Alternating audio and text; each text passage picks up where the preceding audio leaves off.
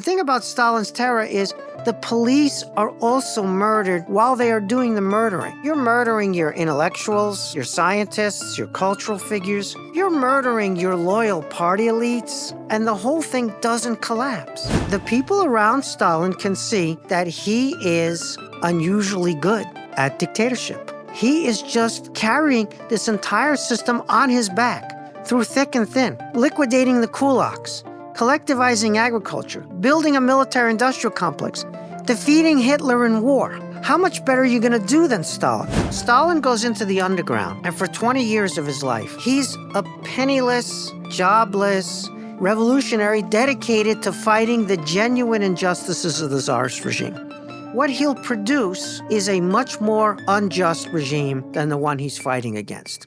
My guest today is Stephen Kotkin, who is a senior fellow at the Hoover Institution and author of 2/3 of his 3-volume Stalin biographies. The first one, Stalin Paradoxes of Power. The second one, Stalin Waiting for Hitler. Thank you for coming on my podcast. Thank you for the honor of the invitation. Let's begin with the tsarist regime. So first question, how repressive was the tsarist regime actually? Because presumably the motivation behind the revolution is to get rid of this autocracy. But you just have these examples of these. Lenin's brother tries to kill the czar, and he himself is writing these long manifestos about taking down capitalism and overthrowing the government. And him and people like Stalin are just in exile in Siberia, living off government money, robbing banks, small shenanigans. Honestly, it sounds more forgiving than many countries today. So how bad was it really? So you have to put yourself back in the time period to judge the level of repression based upon what norms were, what other regimes did, rather than take the 20th century regimes as the guide and go back. But we need to widen the aperture a little bit here. So this is the czarist regime's problem. It needs to be able to compete in the international system. That means it needs a modern military and modern industry to underwrite that modern military. So it needs armaments, it needs steel, it needs chemicals. For that, you need workers. So you want the workers only to work in the industry. You don't want them, for example, to have a labor movement or to go on strike or to have ideas about how politics should be organized. Similarly, with the intellectual side, you need the engineers. You need the engineers in order to design and build the modern attributes that you need to compete as a global power.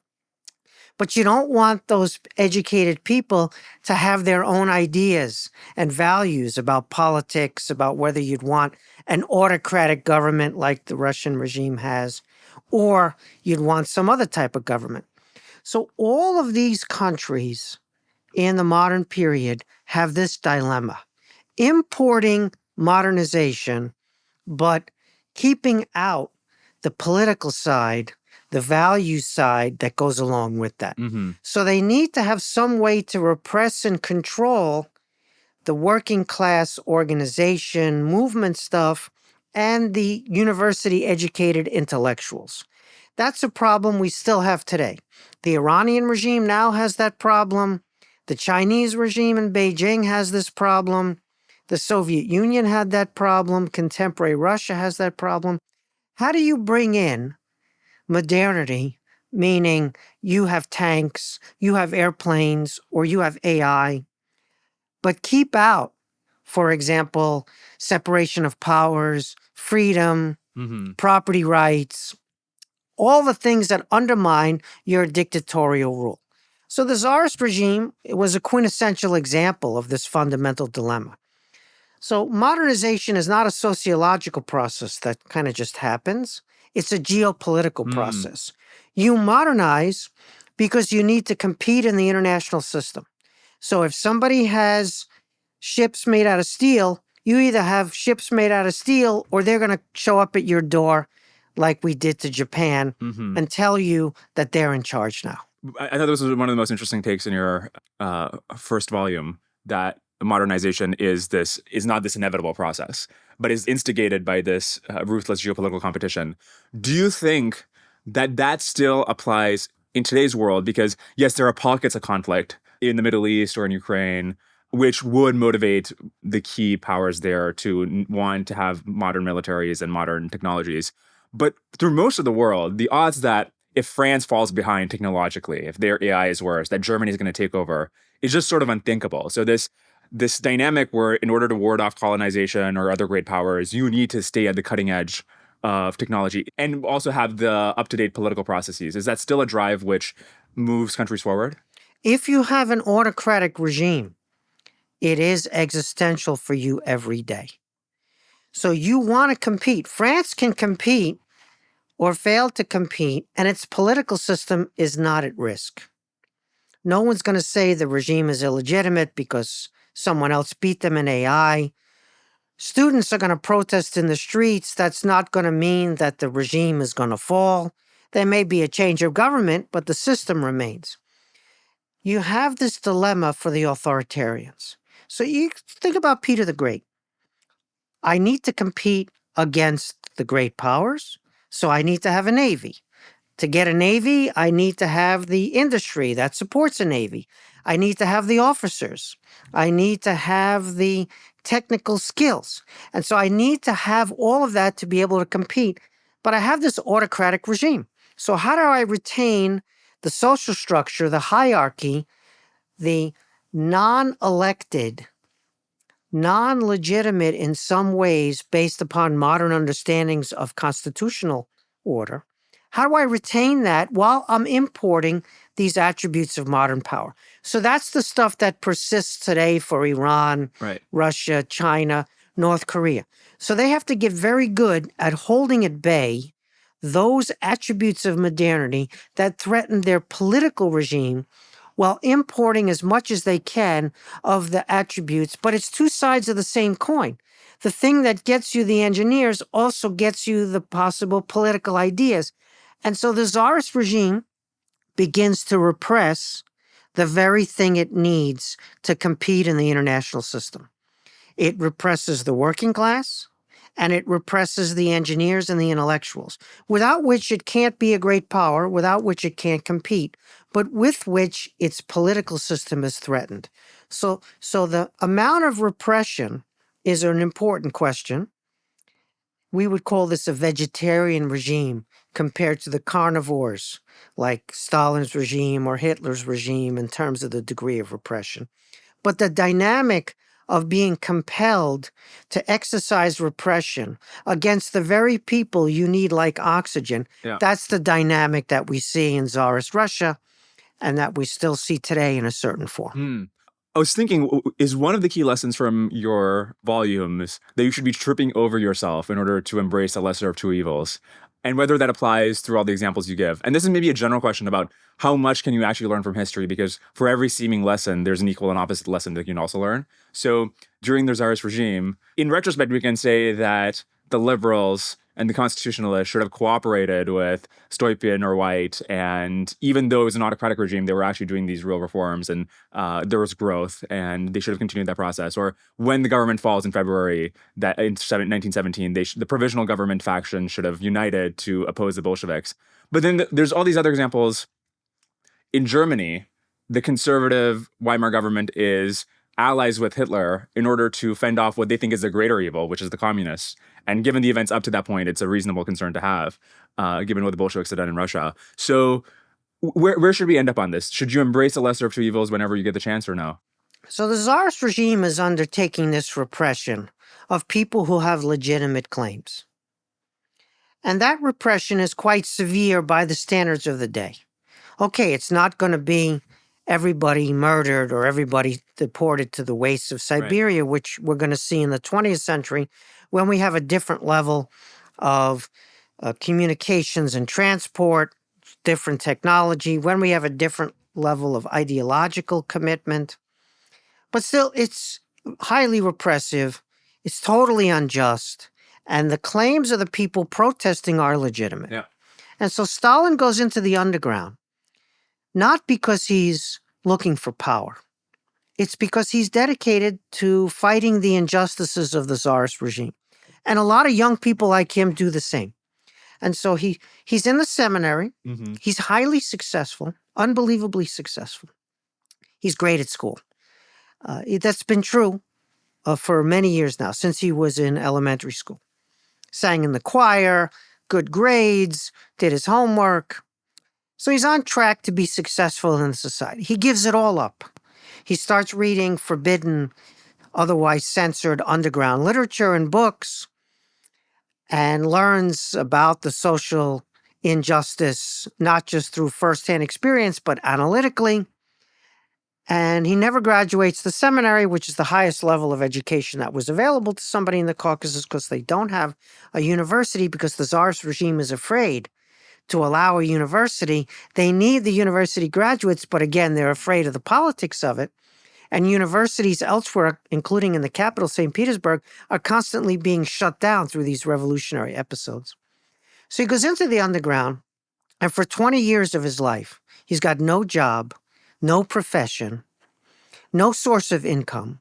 He's in and out of prison, in and out of Siberian exile, constantly harassed by the police. If he escapes, they find him, they put him back. So from the ages of about 17, 18 to the age of late 30s, he's a penniless, jobless revolutionary dedicated to fighting the genuine injustices of the Tsarist regime. What he'll produce is a much more unjust regime than the one he's fighting against. So this is known as perverse and unintended consequences. He's legitimately dedicated to revolution as he understands it in his day, and it's fighting against legitimate injustices. But the way he does that, the revolutionary methods that he uses, and then the regime that he ends up building, turn out to be worse than the problem that he was addressing. This is perverse and unintended consequences.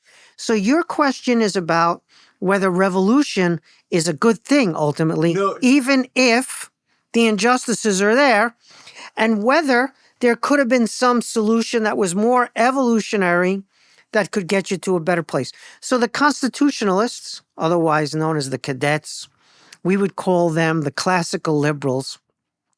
They're the private property, constitutional order, anti-autocracy people fighting the Tsarist regime. They're going to be the protagonists of the February Revolution in 1917. And it looks like they could possibly be the solution because they're against arbitrary, autocratic, unjust rule, and they're in favor of constitutional order. That's not how they behave once they're in power, but let's leave that aside. But here's your problem. And this was foreseen by the interior minister who puts down the 1905 rebellion revolution, Pyotr Dornovo, who understands that the liberals, the constitutionalists, classical liberals, the ones who want private property and constitutional order, probably if they had their druthers, a constitutional monarchy like you have in the UK and Britain at the time.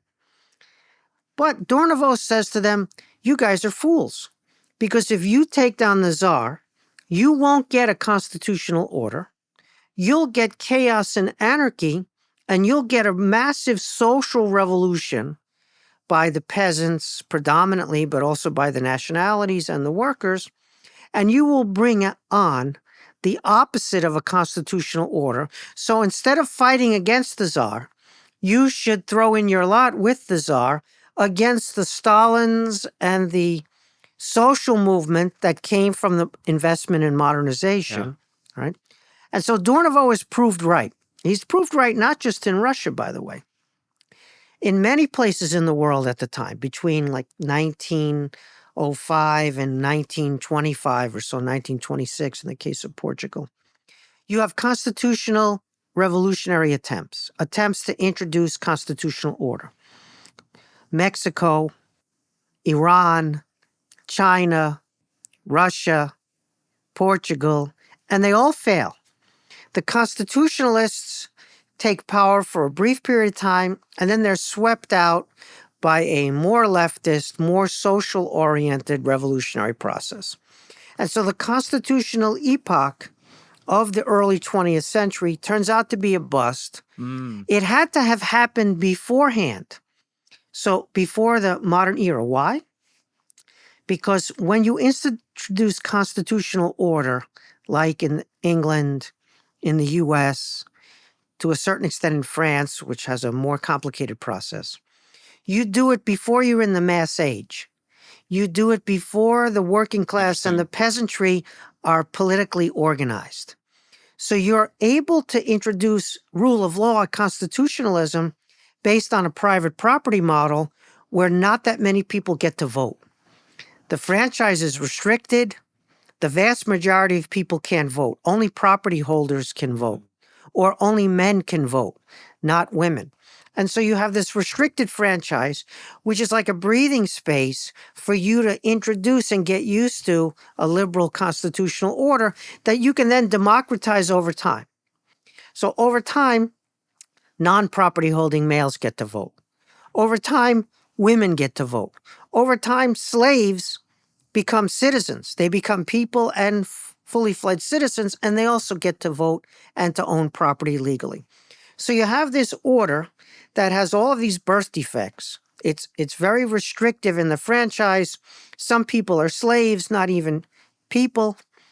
And yet over time, you can get that right because the category citizenship and the constitutional order are already embedded. When you have the constitutional revolution in the mass age, and when you have the peasants and the workers and those for national self-determination participating in the constitutional revolution, constitutional order, rule of law isn't enough for a lot of them. It worked in Taiwan and South Korea. There was an era of industrialization under not a dictator, but an authoritarian government, and then they were able to transition to rule of law democracy. There are these exceptions, which have turned out to be a false normative or guiding stars for us in every case. So it happened in West Germany and Japan under American occupation, enormously successful. We turned Hitlerite Germany into our ally with their cooperation. It's just astonishing. And then Hirohito, Japan, and the Emperor State. And then Japan's two former colonies, South Korea and Taiwan. It worked there as well. Hong Kong was on that trajectory until it was turned back when the lease ended to the communist regime in Beijing.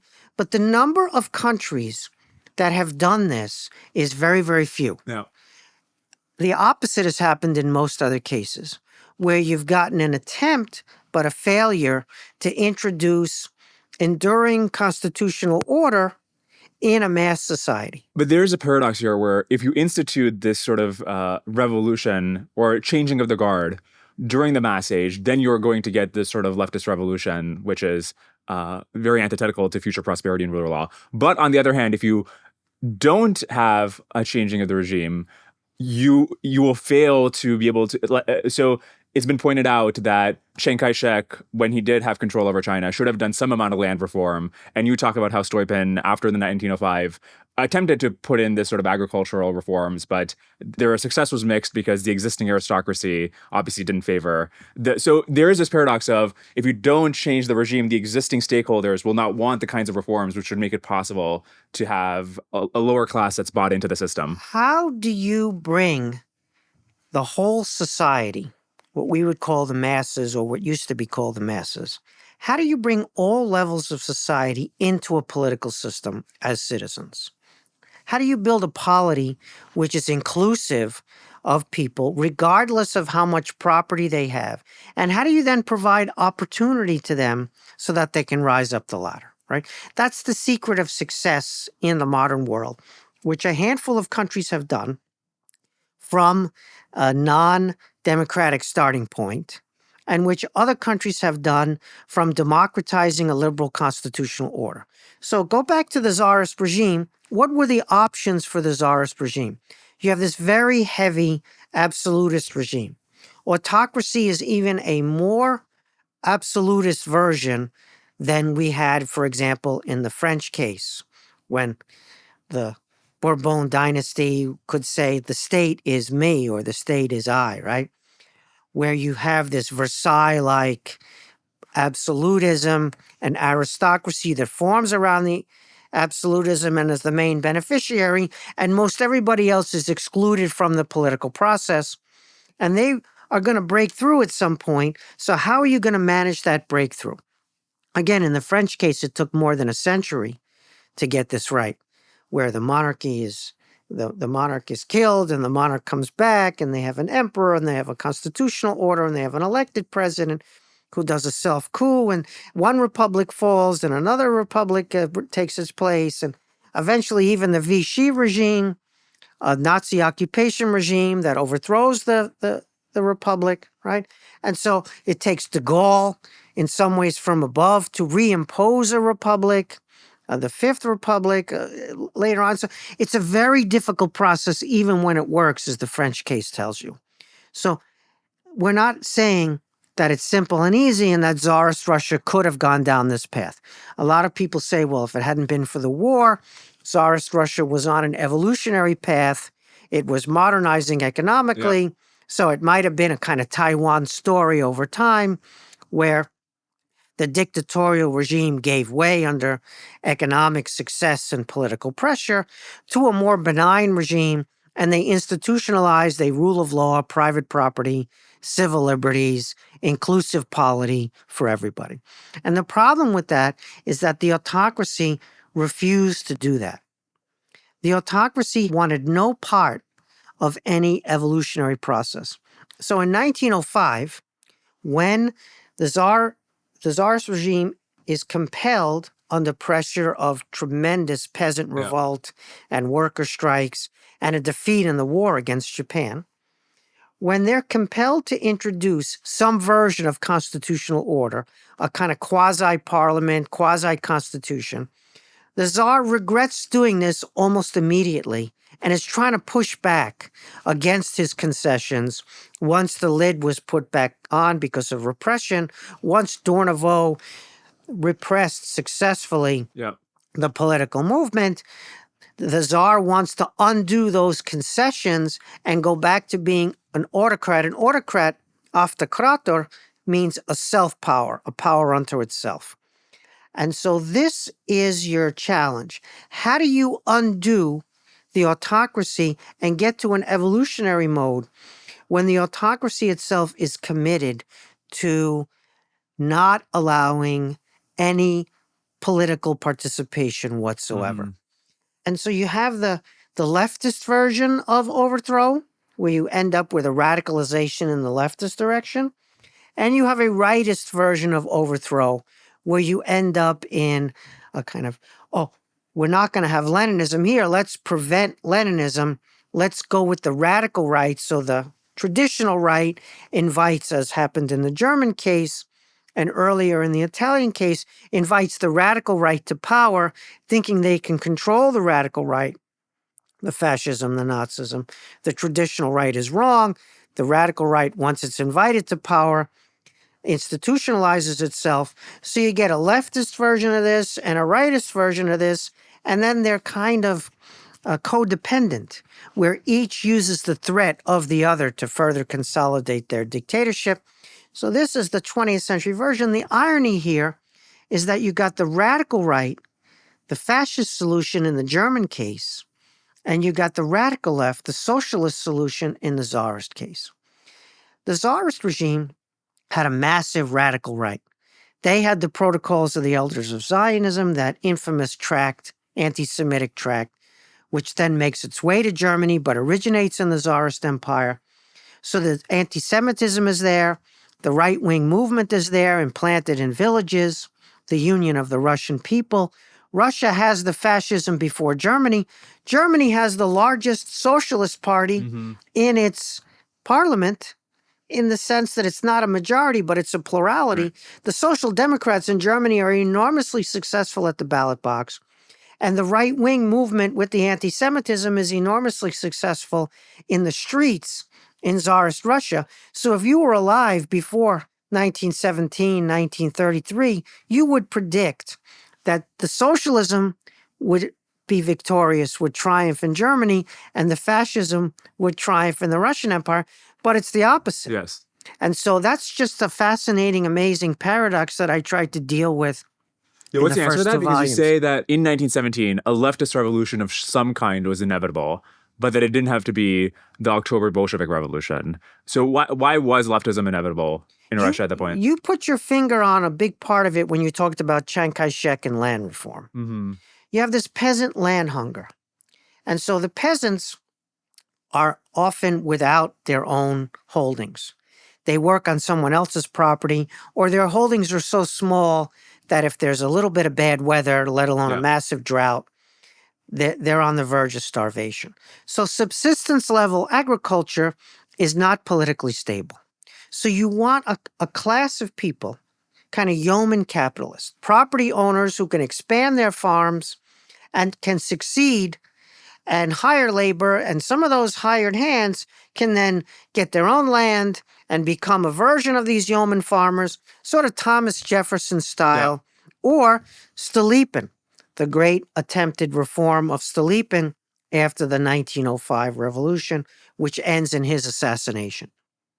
So you need to deal with the peasant land hunger so that it becomes a stabilizing political force, because the peasants get the land and then they have a piece of the status quo and they want to retain the system, versus the peasants don't have the land and they want to overthrow the system to get the land. So in the Russian case, there is the end of serfdom in the 1860s, again, as a result of the defeat in the Crimean War, where there is a reform. They free the serfs, emancipation of the serfs.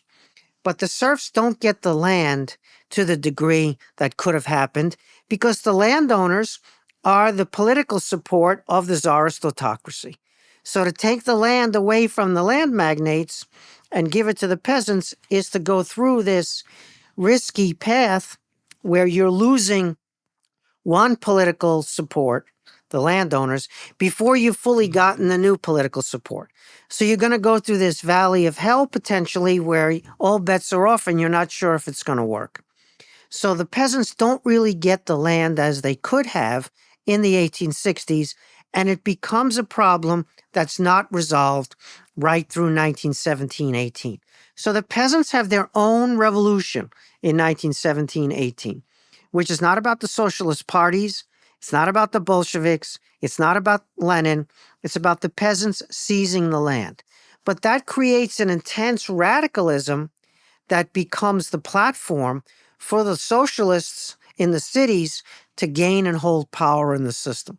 So you don't have that in the German case. In the German case, you have strikes and seizures of power in a few places, like Bavaria, for example. You have a Bavarian Soviet Socialist republics. But they're easily put down by the forces of order or the army. And guess who's in the army? The peasants. So you don't have a peasant army ready to put down the revolt in the Russian case, because the peasant army is the one seizing the land. It's the one doing the radical revolution. So you lack the forces of order to destroy the leftist movement in the Russian case, because it is the leftist movement in the Russian case what should be the forces of order. And in the German case, and to a certain extent the Italian case, which happened simultaneously, and there's also a Hungarian case here, where you have leftist revolts in the cities, seizures of power, like the Paris Commune of 1870-71, which happens in Paris, not in the rest of France. And you need a peasant army that has a stake in the existing order to undo the city leftist revolution. And so you have this in the other European cases. In one case, you don't have this, in the Russian case. Then you're going to get to the Chinese case later, which is going to be a variant of what happened in the Russian case, where you have a gigantic land-hungry peasantry that's going to become radical for a time. Again, there are going to be perverse and unintended consequences. The peasants are ready to destroy the existing order, not to bring communists to power, but to seize the land themselves. So in the 1920s, the peasants are de facto, not de jure landowners. They don't own the property in law. They own it in fact. But then Stalin's going to reverse the peasant revolution violently and reinsert or enslave the peasants across all the 11 time zones, this gigantic Eurasia. And the peasant revolution is going to be annihilated in blood. And so the peasants have, through their radicalism of seizing the land, have helped bring Lenin and his Bolsheviks to power in the cities, which is going to be the death of the peasants' owning of the land and instead the reinsertment of the peasants. And something similar is going to happen in the Chinese case. So again, there's this irony of history, perverse and unintended consequences. Stalin is fighting against czarist injustice only to impose worse injustice and worse bloodshed and worse repression. And the peasants are fighting on behalf of obtaining the land only to then be expropriated and forced into these collectives and losing the very land, the land that they took in the seizures that brought these leftists to power in the case. So in Central Europe, the Southern German case, the Northern Italian case, the Hungarian case, you don't have the endurance of the leftists in power. They're all thrown out. They're thrown out by the forces of order.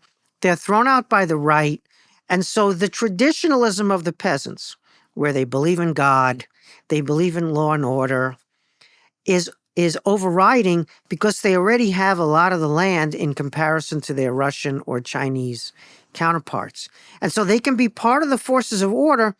And so you can get fascism in Central Europe. You can get the right-wing dictatorships in Central Europe, the forces of order destroying the left, whereas you get the leftist dictatorships in the giant peasant societies where you don't quite have the distribution of land.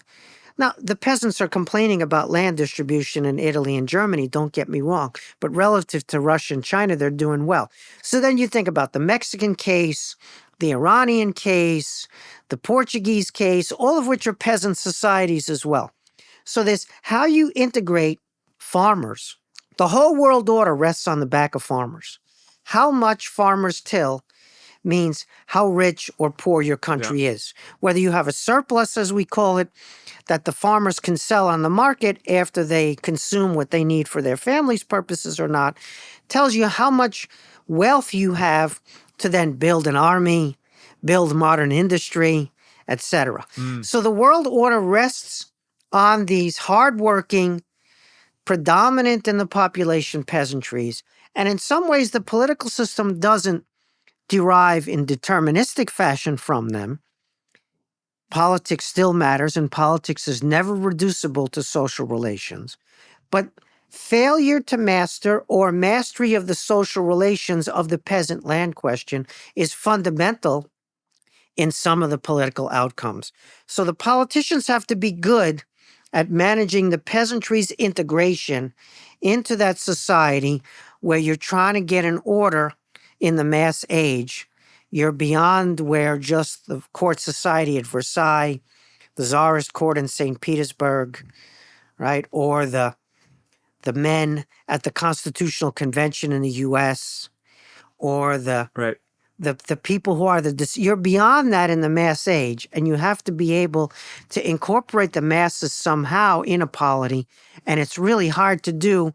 And so this dynamic of failure to master or mastery over it, it tells you a lot about the direction you're going to go. This answers one of the other questions I had for you, which is why did we see these communist revolutions in peasant countries, which is the opposite of Marx's prediction that you would first need capitalism and industrialization before you would see the turn towards socialism? And I guess the answer is that the private property, which is engendered by capitalism and industrialization, actually helps the peasants more, or helps them somewhat and buys them into the system. But this raises another question, which is, if it's the case that all of this unrest is caused by the mistreatment of peasants in China, in Russia, you have the mistreatment of them to an extent unimaginable after the collectivization in 1928, where there are literally 100 million peasants are enslaved. And of course, there's some lack of cooperation with the regime. They kill half the livestock and so forth. But it doesn't break the regime, even though it's way more repressive and destructive than anything the Tsar did. So if the peasants are the backbone of the regime stability, why doesn't collectivization in China and Russia break the regime? Yeah, terrific questions again. So you have a multi-pronged answer. Let's do it this way. On the one hand, you have a much bigger repressive apparatus. Much, much bigger repressive apparatus. So the Tsarist regime has a very small secret police, really small. The secret police for the Tsarist regime is mostly following the handful of intellectuals, right? You have a few thousand university students in Tsarist Russia in the mid-19th century, when 5,000 or so when this term intelligentsia gets invented. And you're going to have a few thousand more over time, but you're in the thousands, not the millions of Sorry, these. can I, even there though, like Lenin, Trotsky, and Stalin, they go off, they're sent into exile, but they're not only living off government money, but while in exile, they're writing for Yes, Pravda, they're yes. writing, here's my manifesto on the fall of capitalism. So even the intellectuals are not The really sense of repressed. repression is more about following what they do rather than arresting them on a pretext and putting a bullet in the back of their neck. So you have this Tsarist secret police, the Ochranka. That's the pejorative nickname for them, the Ochranka. They're tasked with following these revolutionaries and infiltrating their groups and maybe sabotaging them from within. Something similar happens in the labor movement, where you have this Zubatovshina is the Russian term, where you plant the leader of the workers' movement in order to make sure that it's controlled by the secret police rather than has a spontaneous or autonomous version that could get out of hand. So you have a small police that's dedicated to surveillance and infiltration. You're reading their mail, which, by the way, is something that's invented in France. The black cabinets are a French invention that the Tsarist secret police borrow. And so you're following them, and a lot of them get deported to Siberian exile, like happened to Stalin. Some get forced into European exile, like happened to Lenin. Lenin, for 15 of the 17 years between 1900 and 1917, is in European exile. He's not even in Russia. And in fact, the Paris branch of the Tsarist secret police, the Ochranka, the Paris branch, which conducted the surveillance and infiltration in Europe, we have that entire archive right here at the Hoover Institution. It was supposed to be destroyed. The order went to destroy it in Paris after the revolution, and instead the guy put it on a boat and secretly had it shipped here to the United States. And so now we have the Tsarist Russian archive secret police for the the revolutionaries in foreign exile. So you have surveillance and infiltration on a lower level. The main force of repression in Tsarist Russia is the army, not the secret police. You don't have a gigantic armed secret police. The secret police are kind of intellectuals. They're reading Lenin's tracts and they're writing summaries like AI would do now about what they contain and how to combat it and why the idea is wrong. They're sort of like pseudo-intellectuals, or in some cases intellectuals with degrees. They're not the thugs, the torturers and the thugs that we would associate with secret police. That's built under Stalin in order to enact the reinserfment, the enslavement of the 100 million peasants. It's that act. It's a kind of chicken and egg thing where how do you enslave the peasants without the gigantic secret police? But then when you enslave the peasants, the result is you have this gigantic secret police now that can do everything and anything. So it's a process where the chicken and egg are happening simultaneously, and they're building the secret police capacity while enslaving the peasants that they didn't have before. Can I ask about that? How do we explain this surplus of sadism during this period in Russia, where the 25,000ers who Stalin recruits to go out to the countryside and steal from basically starving people, and they can visibly see, I'm sure, that they're stealing from a family that's going to starve without this grain. You have tens of thousands, maybe hundreds of thousands of interrogators and torturers in this gulag system. They must know it's a cynical thing where they're making them confess to a thing that they haven't done, and they're employing torture to do it. It wasn't just Stalin doing all these heinous things. There were hundreds of thousands, maybe millions of people, I mean, including, if you include informants, probably millions of people who are implicated in this whole ghoulish regime. So is this just a latent thing that is true in any society and Stalin was able to exploit it, or was some circumstance created this level of Again, fantastic question. So we get this from Lev Kopolev, Education of a True Believer. He was one of these people. He later then becomes a dissident. He gets forced into exile in Germany. He's a Germanist by profession. And he writes this fantastic memoir, a couple of memoirs, but one of them is called Education of a True Believer, which covers how he was the one who did this, including in his native village. So here's your answer. On the one hand, there's ideology and the importance of ideology, right? We may think that no one really believes the ideology, that the ideology is too ridiculous. It's too disproven by facts in life. We're too smart, and they couldn't have been as stupid. They had to be smart like us and not believe these crazy fairy tales about it. In fact, it's wrong.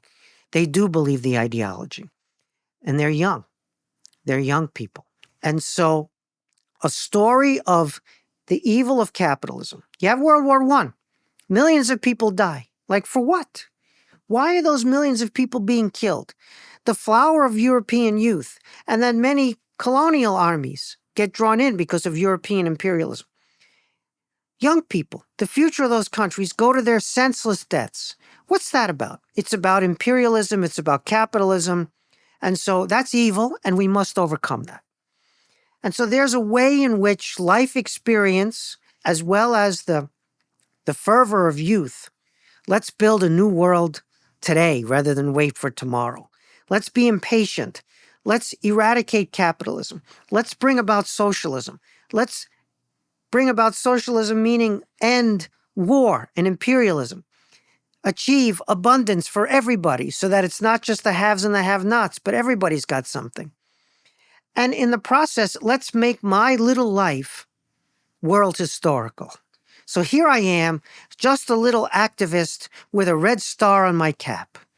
And my life means nothing, except if I'm a participant in building a new world, in a world historical process that's going to end exploitation, that's going to end haves and have-nots. But do you think that those I get if you're a middle bureaucrat in the Communist Party, sure. Do you think that explains the motivation of an interrogator in a gulag? Like they're like, oh, this is part of the end goal of communism. There's a big story here, which is about how we're building a new world, and there are people against that because they're the bourgeoisie, or they're the fools who are doing the bourgeoisie's business on behalf of the bourgeoisie, right? They're duped into false consciousness. But in many of these cases, they know that they're the ones orchestrating this sort of show trial, this cynical game where they know that they just picked up a random person in the dead of night. They know that there are enemies out there. They know that this process has people who are against it. That's a given. Who are the people who are against it? You see, they're masking their true feelings. They're hiding behind professions of loyalty. When in fact, when the hour of crisis comes and there's a war, they will be the saboteurs behind the lines, the fifth column. And so it might be that some of them are innocent that you're arresting, but some of them are clearly going to be guilty as well. And so to get the guilty, you have to somehow manage to deal with your victimizing people who are likely innocent and you may know are innocent, but you also know to your bone marrow that some people out there are enemies. It's hard to identify and find them, so you're overcompensating a little bit to make sure that you get every last enemy. Again, it's a crazy idea to us. It makes no sense to us. But a lot of things make no sense that people believe in. Right. So there's this young kid who's really adept at social media, who just looks like he won the primary for a Democratic candidate for mayor in New York City. And one of the things he wants to do is freeze rent control, because he wants more affordable housing.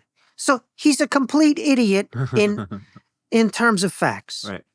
Because the way to get more lower rent affordable housing is to build more housing. Right.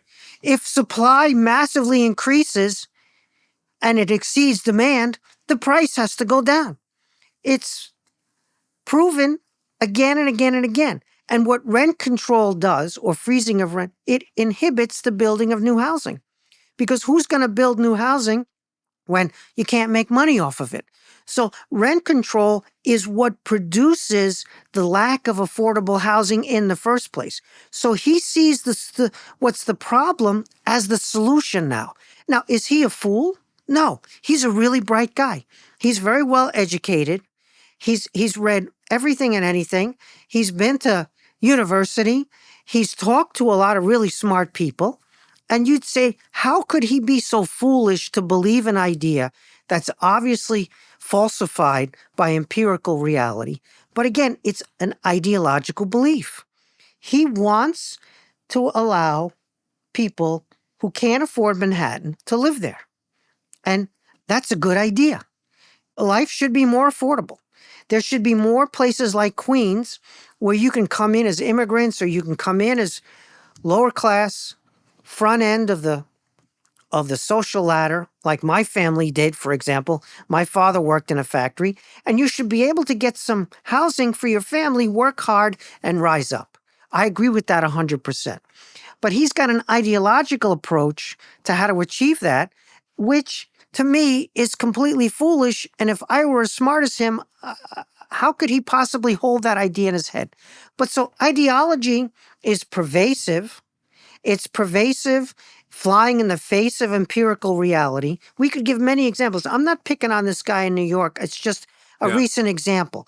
I don't know him. I've never met him. Whatever. Maybe there's a more complicated story there.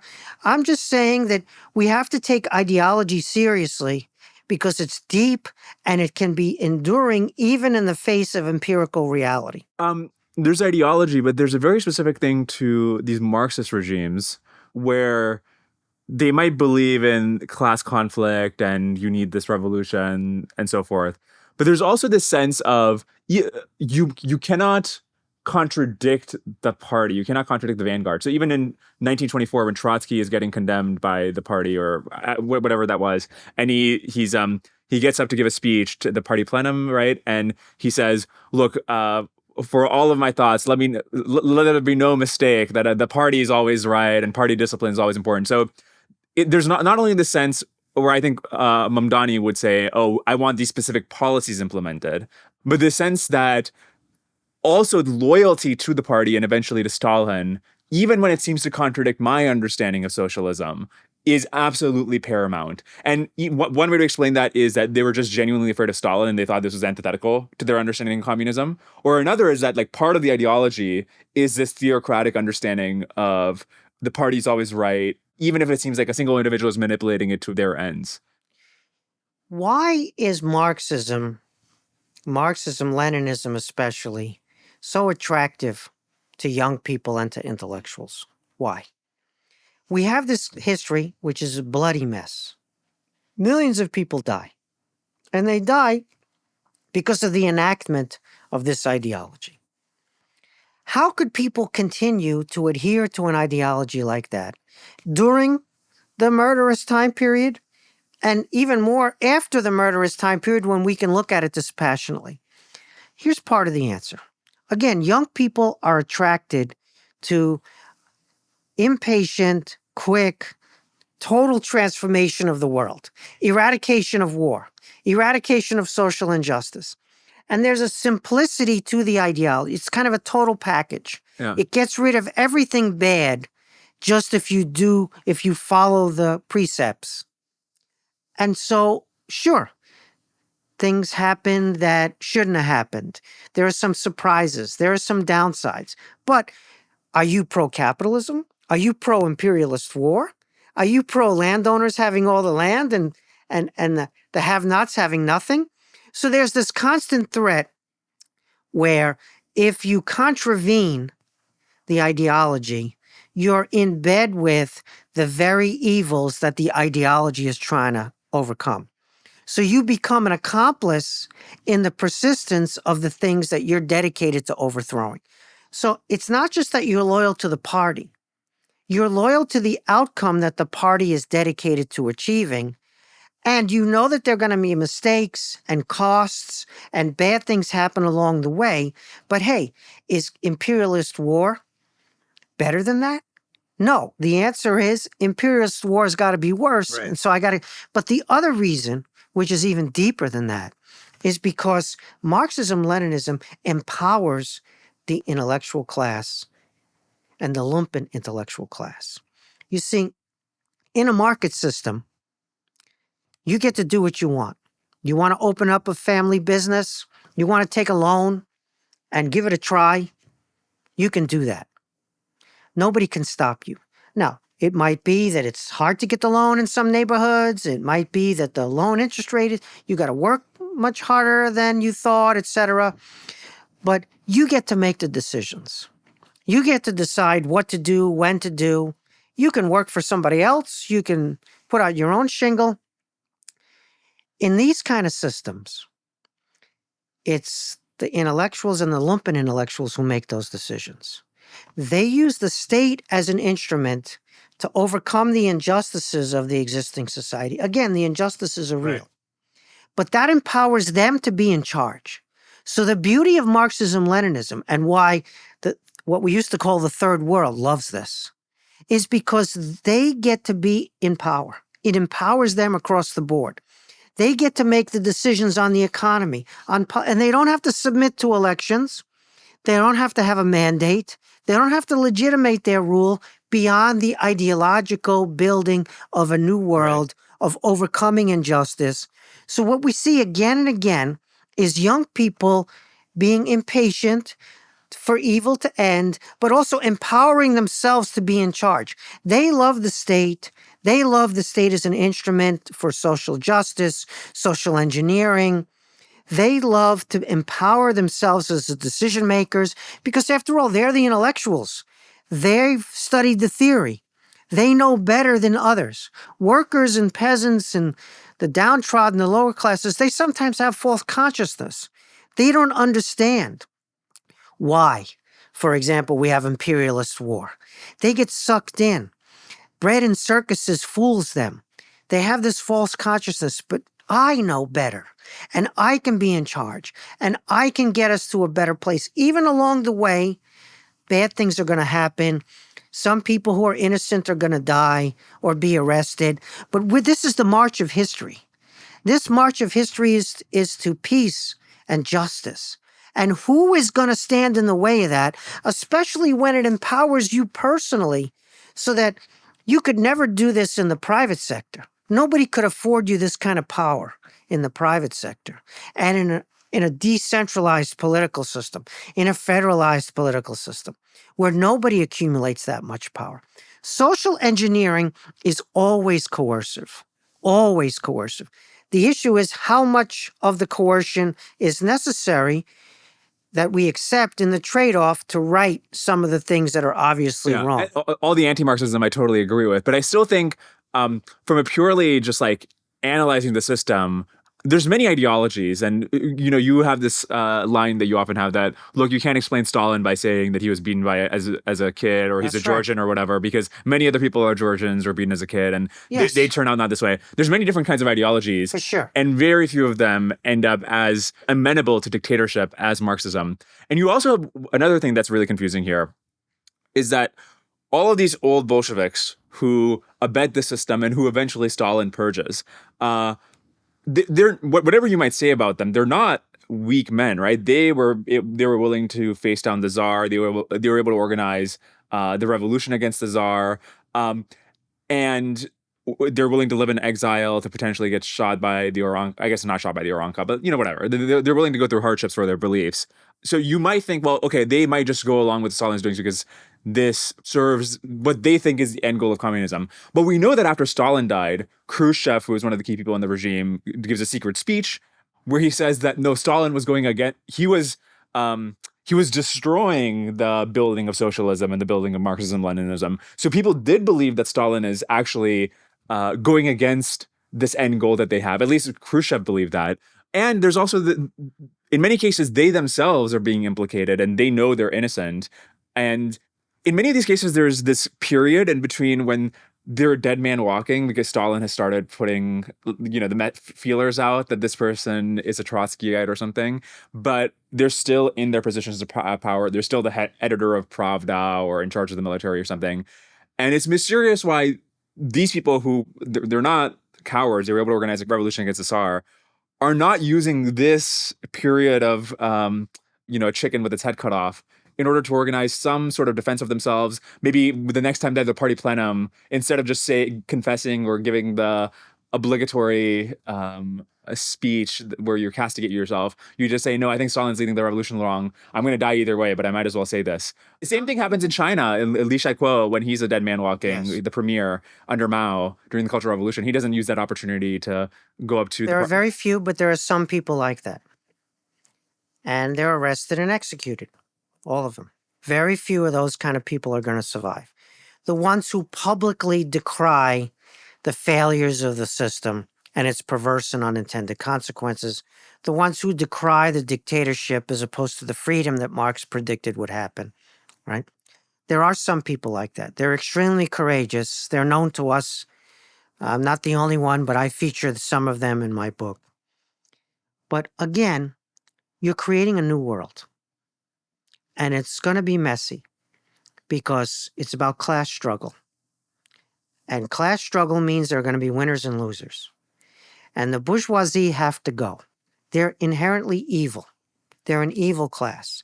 They have to not just be retired to a farm somewhere, they have to be eradicated, liquidated as a class. And so they're going to resist. And therefore, they're going to be enemies everywhere. And again, you're not going to know who they are. So are you on the side of the enemies? But what about the cases Even where if- they're implicating themselves? They know they're not an enemy, right? But again, the party is larger cause than they are. You're building a new world. Your life can contribute to that or not. And it's insignificant ultimately. What fraction of confessions by high-level party members do you think were not coerced out of a sense of fear of their own lives or their families' lives? Well, I guess they knew they were going to execute it, so it would have to be for their family's life or to avoid torture, versus it was a very sort of Ozymandian, like, I will sacrifice myself for the So we're in the level of psychology here, DK. yeah. And it's human psychology is a complex subject. Figuring out human psychology is a big challenge, even with everything we know now, let alone what we knew then. So it's simultaneously everything and anything. We have to get rid of the binaries where, they didn't believe, they were cynical, and they sacrificed themselves because they were cowards or because they knew that they were forced to make that sacrifice to preserve some of their family members or whatever. There are elements of belief and elements of, let's say, suspension of disbelief and elements of cynicism and knowledge and understanding simultaneously in almost everybody. They coexist. We think of them as contradictory, but humans can hold contradictory thoughts simultaneously without too much trouble. We could give many examples. You've had people like that on your show, for example, right?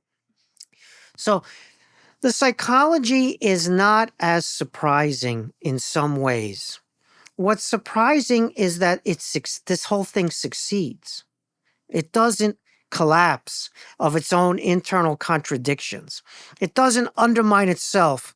If you're murdering a high percentage of your upper officer corps, if you're murdering your intellectuals, your scientists, your cultural figures, if you're murdering your loyal party elites, centrally and in the provinces, and if you're murdering the police who are carrying out all of these murders. The thing about Stalin's terror is the police are also murdered during the terror while they are doing the murdering. You're doing all of that, and the whole thing doesn't collapse.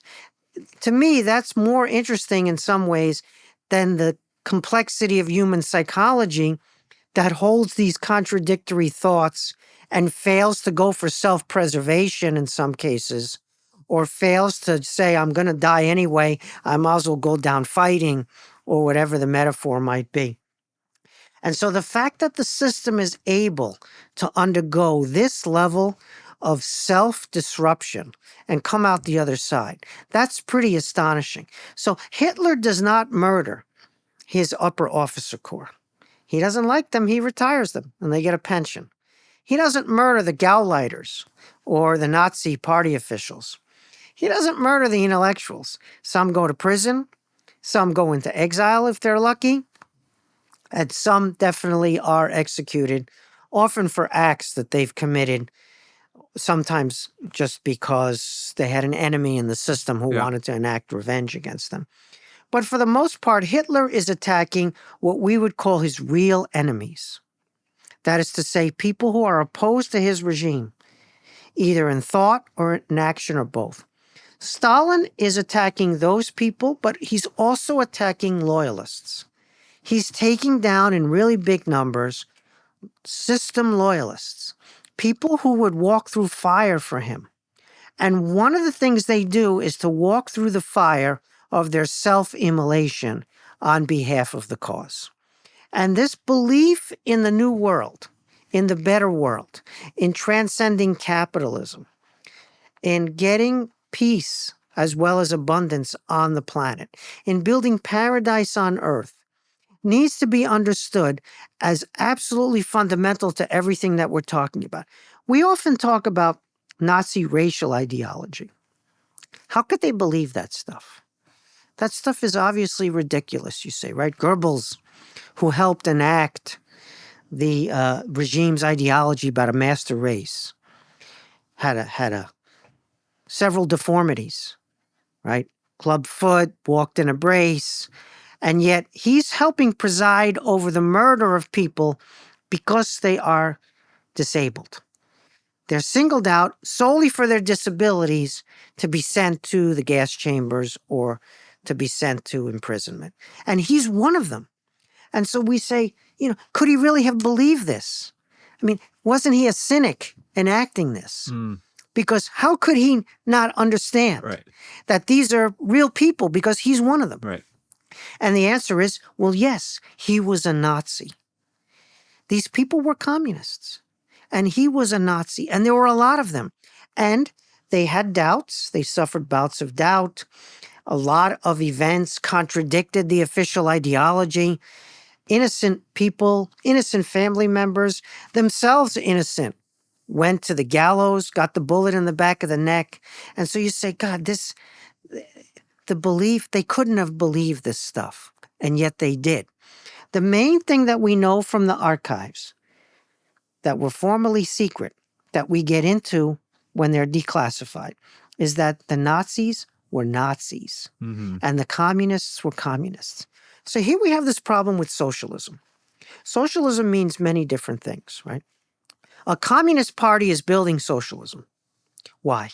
Because their view of the world is feudalism, capitalism, socialism, communism.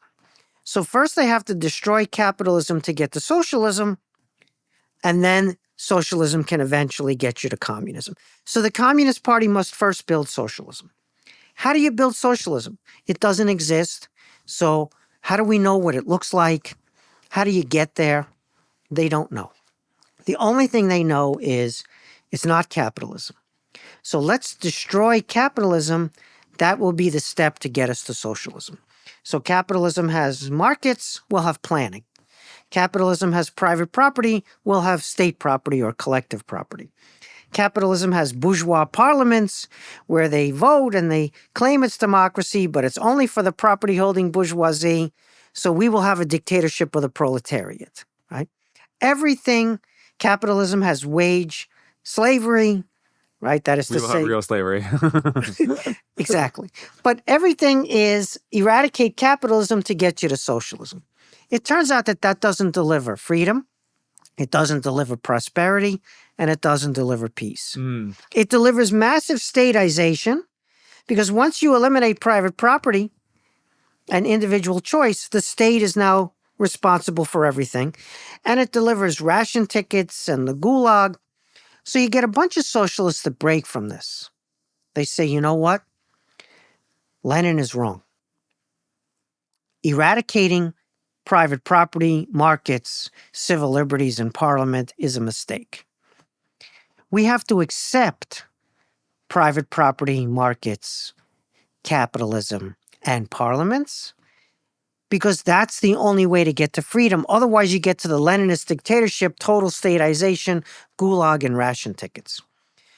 These people are denounced as revisionists, like Edward Bernstein in Germany, for example, the Swedish Social Democrats. They say, we accept capitalism, markets and private property. We want to redistribute the income because it's tough for some people to make their way in the system. The system produces inequality, and let's make it more equal with social engineering, redistribution, but we keep capitalism, we keep markets and private property, and we keep democracy, voting, rule of law, etc., and we'll evolve towards full socialism and eventually communism, but we will not do it the Leninist way. And so there's this huge break in the socialist movement between those who are real revolutionaries and want to overthrow, eradicate capitalism to get to the just and prosperous and peaceful future, and those who want to use the existing system and evolve, embrace and accept it. So the left has a civil war on the left, which is still going on, between those who say capitalism is evil and must go, versus capitalism has a lot of problems, but we need it in order to have peace and prosperity, in order to have freedom, and we just need to manage it better, redistribute.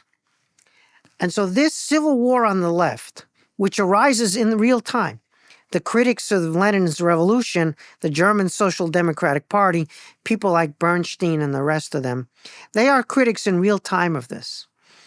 And yet, some of the critics who are what we would call the social democrats of Europe, Lenin was also a member of the Social Democratic Party of Russia, but the communist thing makes this divide between those who are serious about destruction of capitalism and those who are, quote, revisionist, this denunciatory term.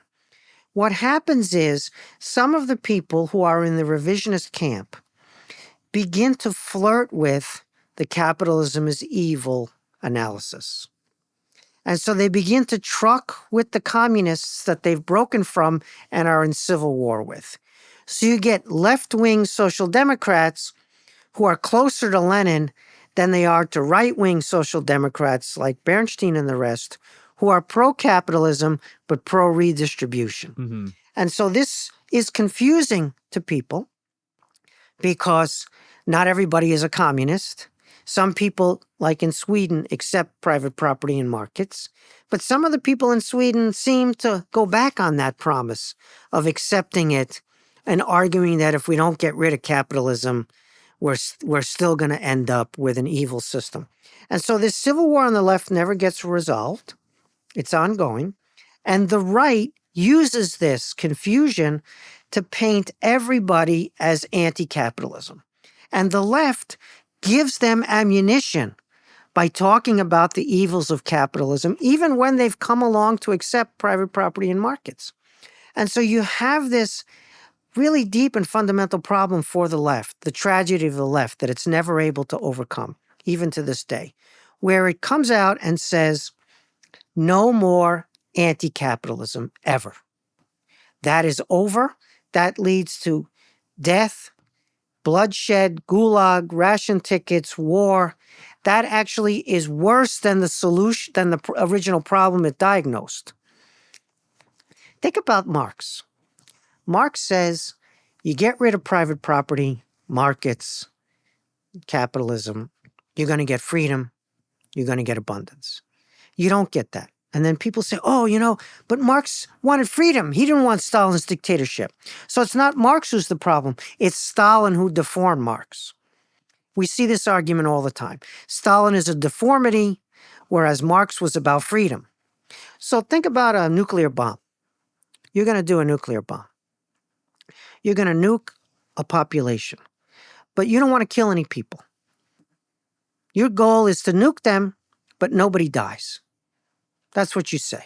You're going to get rid of capitalism, you're going to nuke them, but instead everybody's going to live. Yeah. And you give that order to your generals. You say, nuke them, but everybody lives. Nobody dies. So they nuke them and everybody dies instead of everybody living. Yeah. And you say, I never said to kill the people. I said that they should live. But once you nuke capitalism, you're going to lose freedom. You're going to lose the ability to have politics.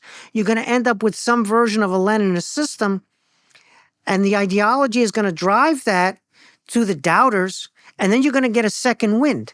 where you get Khrushchev, like you said.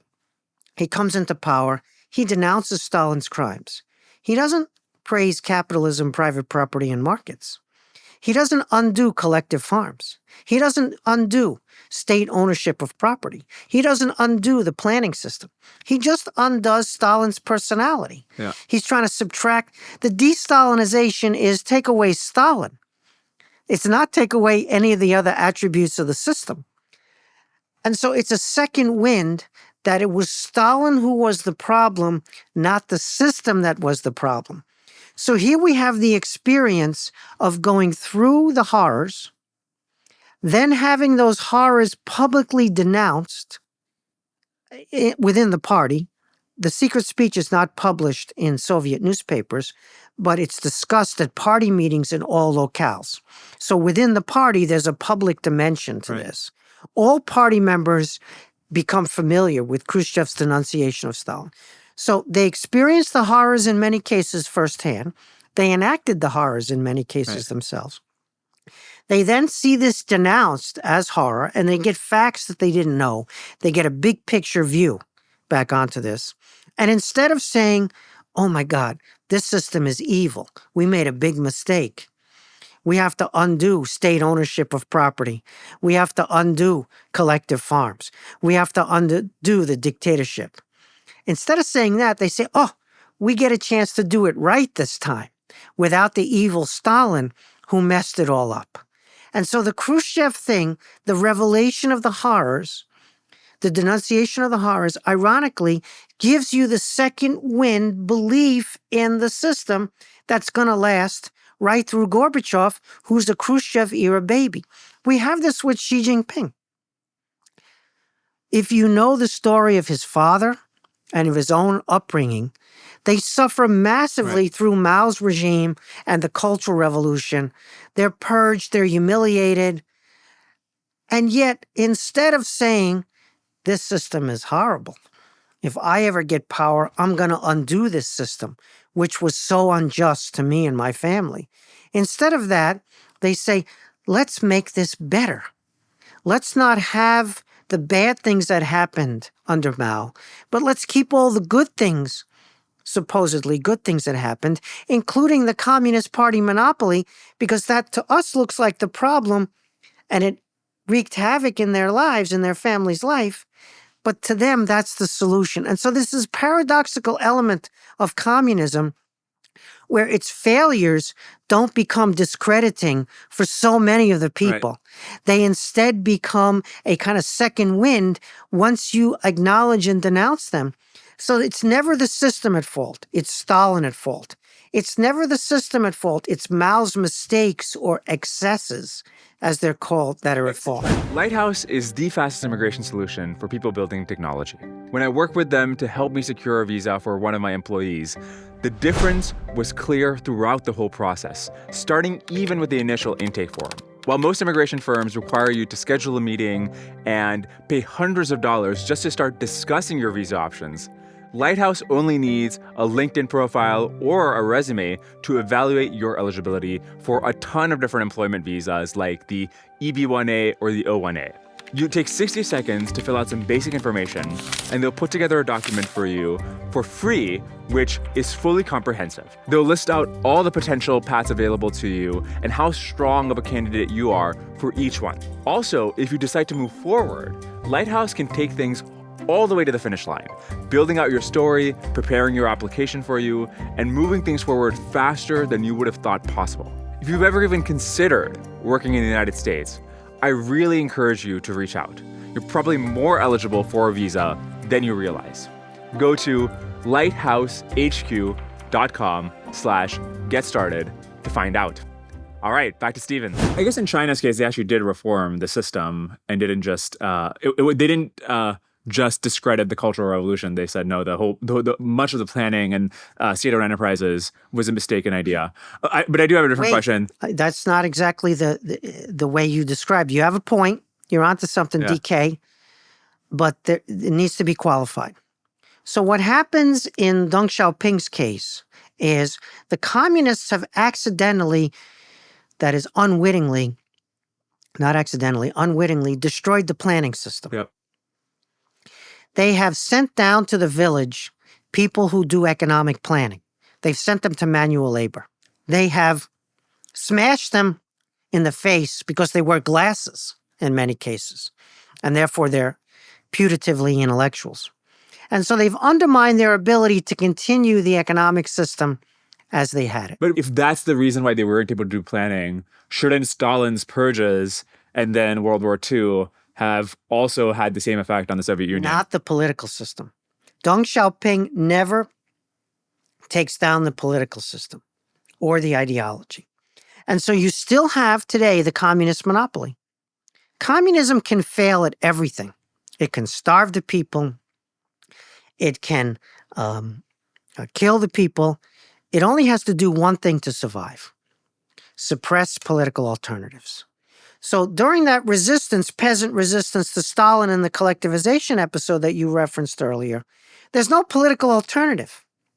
There's no other place for them to go and say, we don't like the injustices of the czarist regime, and we don't like what communism is doing. Therefore, there's something else that we can go to that's an alternative. Communism has suppressed all the alternatives. So it's either return to czarism or keep communism. Right.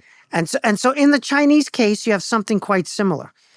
They allow economic liberalization, in part because they have no choice. But they don't allow political liberalization. Right. And so they're able to, quote, reform by enabling the people to generate wealth, jobs, prosperity through market behavior, and it's mostly the peasant class in China, which then leads to family-owned businesses, which then leads to larger businesses. And so society, not the party, creates the miracle in China. And the party tightens its grip because the ideology of the party is when the socioeconomic base has a lot of market in it, it's a threat to the party's rule. So the party has to be even more vigilant against the capitalists in the society. And it turns out that you get to Jiang Zemin, who is Deng Xiaoping's handpicked successor. And Jiang Zemin sees that the private sector is becoming dominant in the country and that the party's monopoly on power is under threat. And Jiang Zemin decides he's going to do something called the Three Represents. He's going to bring the millionaire capitalists into the party. He's going to make them party members. Yep. So instead of the party being against capitalists, the capitalists are going to join the party, and this is going to somehow increase the party's leverage and control and transform the psychology and behavior of the capital. Of course, it fails. Instead, the party members are in cahoots with the millionaires, and they begin to form their own businesses by expropriating other people's property, and the party begins to go dissolute in an anti-Marxist fashion in terms of private property, wealth accumulation. So Xi Jinping comes along. Predictably, he looks at Jiang Zemin's solution, co-opt the millionaires into the party, sees that it failed. Not only did it fail to transform the behavior of the private sector people, it infected the behavior of the party people. So he's going to, instead of bringing the capitalists into the party, he's going to force the party back into the capitalism. So he's going to push the party into the private sector more strongly than it was before. Board directors, party officials. CEO, party official. Mm-hmm. Private sector people who don't cooperate, destroy them, make examples of them, including in the tech sector. Right. So that people get the message that the party is the boss here. So you have a kind of natural progression where you open up the system economically in order to drive jobs, prosperity, wealth, because you've destroyed. People say the Communist Party brought 700, 800 million people out of poverty. No. The Communist Party put those people into poverty. Mm-hmm. Why are 1 billion plus people in poverty? Because of the party's rule. It's the people themselves, they lift themselves out of poverty.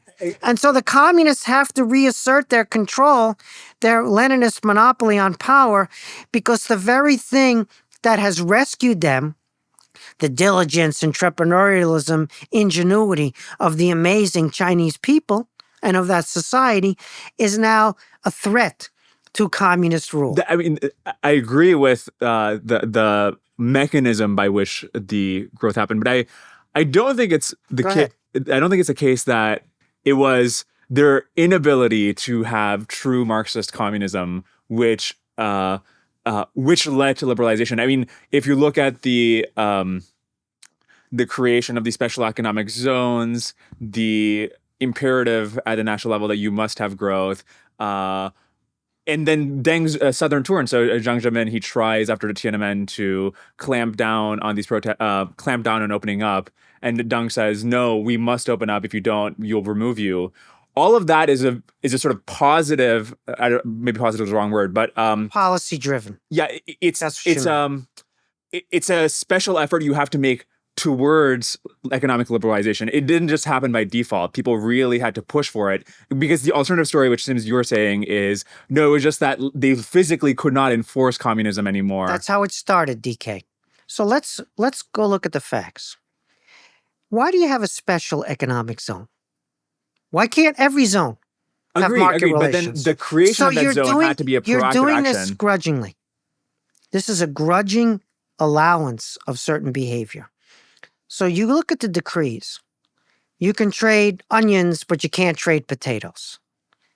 Okay, you can trade potatoes, but you can trade only on Tuesdays and Thursdays, not Monday, Wednesday, and Friday. Or you can only have 3 employees, otherwise it's a corporation. Yeah. So the decrees are all grudging, with very few exceptions, and the society is forcing more and more concessions onto the ideologues in the Marxist-Leninist system. Right. So at the beginning, it's launched by the party's grudging acceptance that the society is going to rebuild and not starve through its own hard work. So they've been through a couple of famines here. I mean, really big famines. They don't have the state capacity to reimpose the system immediately in the economic sphere. So they grudgingly make concessions, very few, but some, in the market sphere. Gradually, that expands over time as more and more people push against the system's restrictions. Right. And so it's a policy-driven story in part, but not as the lead. It's a policy-driven story as the following of the entrepreneurialism and the hard work of the society. But that pushback is coming from within this. This is your thesis in Uncivil Society, right? That yes, it is coming from within the system. Because they could have, I mean, in 1976, they're like North Korea, literally. And North Korea still exists, right? There's no reason. North Korea doesn't have the Cultural Revolution where it annihilates its state capacity in a Maoist frenzy in order for Mao to, in his mind, undo his rivals, unbalance and destabilize them. They have... Yes, they do, but they still have the mechanisms of economic control, and they have a massive black market. You got to remember that the communism doesn't have legal markets for the most part. It has restricted legal markets, again, grudgingly, household plots. But for the most part, it has a lot of illegal market activity, including in the state sector. So the state sector gets an order to produce certain numbers of large quantitative output for the military-industrial sector, but it only gets allocated 25% of its ball bearings. So it has to assign its supply department on the black market to go out and find the other ball bearings that it's not assigned from central planning. So you get a massive black market in the system, not just at the level of little people in the village, but at the top level of the military-industrial complex to make the system work. So when market behavior is grudgingly accepted, what that does is it brings market behavior out of the shadows into a legal or quasi-legal realm. So you're not inventing market behavior from scratch. You're surfacing it in some ways. And so party officials and industrial officials, they have market behavior in their firms to grease the system and to meet their output quotas. I agree with their general point that how any nation gets wealthy is not by the government, but because of the thrift and entrepreneurialism and hard work of individuals. But that's also true in Western capitalist countries. In those countries, we also have a lot of stupid policies. And As we sit here and when speak, we say America is a capitalist country, what we say is like the government or all the bureaucrats, they'll try to put in all these regulations, and it's only grudgingly that they will accede to. We could point to a bunch of stupid policies in America where like they try to outlaw the potatoes and the onions, but they could only outlaw the potatoes, equivalence things. So any capitalist society, quote unquote, is just a case where the government had to accede some amount of control. And we give credit to the countries in the West for saying like, at least the government wasn't maximally stupid. fair point, DK, fair point. We often exaggerate the role of policy in all realms because we do policy ourselves or we talk to policymakers. We have a bias towards the causality of policy. So America is 25% of the global economy since 1880. Yeah. We've had no income tax. We've had income tax. We've had high income tax. We've had low income tax. We've had tariffs. We've had fewer tariffs. We've had all sorts of regulations. We've had deregulation. For 150 years, more or less, we've been around 25% of global GDP, which is 5% of the population, through every imaginable variety of policy regime. That doesn't mean that policy is inconsequential. It matters for a lot of players in the system. It matters for those who get the policy turned in their direction, the subsidies or the tax breaks or the taxes on their competitors or whatever it might be. There's a lot of gaming of the system, and it does matter. But in the larger picture of things, you can't create the wealth of the United States over those 150 years, that global economic dominance, and you can't strangle it in the policy realm. You can affect it, but you can't either create or strangle it. And so we have to understand in the communist sense that incentives matter. We know that. And so when you create incentives for officials to increase GDP and to increase job creation, and that's how they get rewarded, you're going to get a lot of that behavior. And the party will do that not immediately.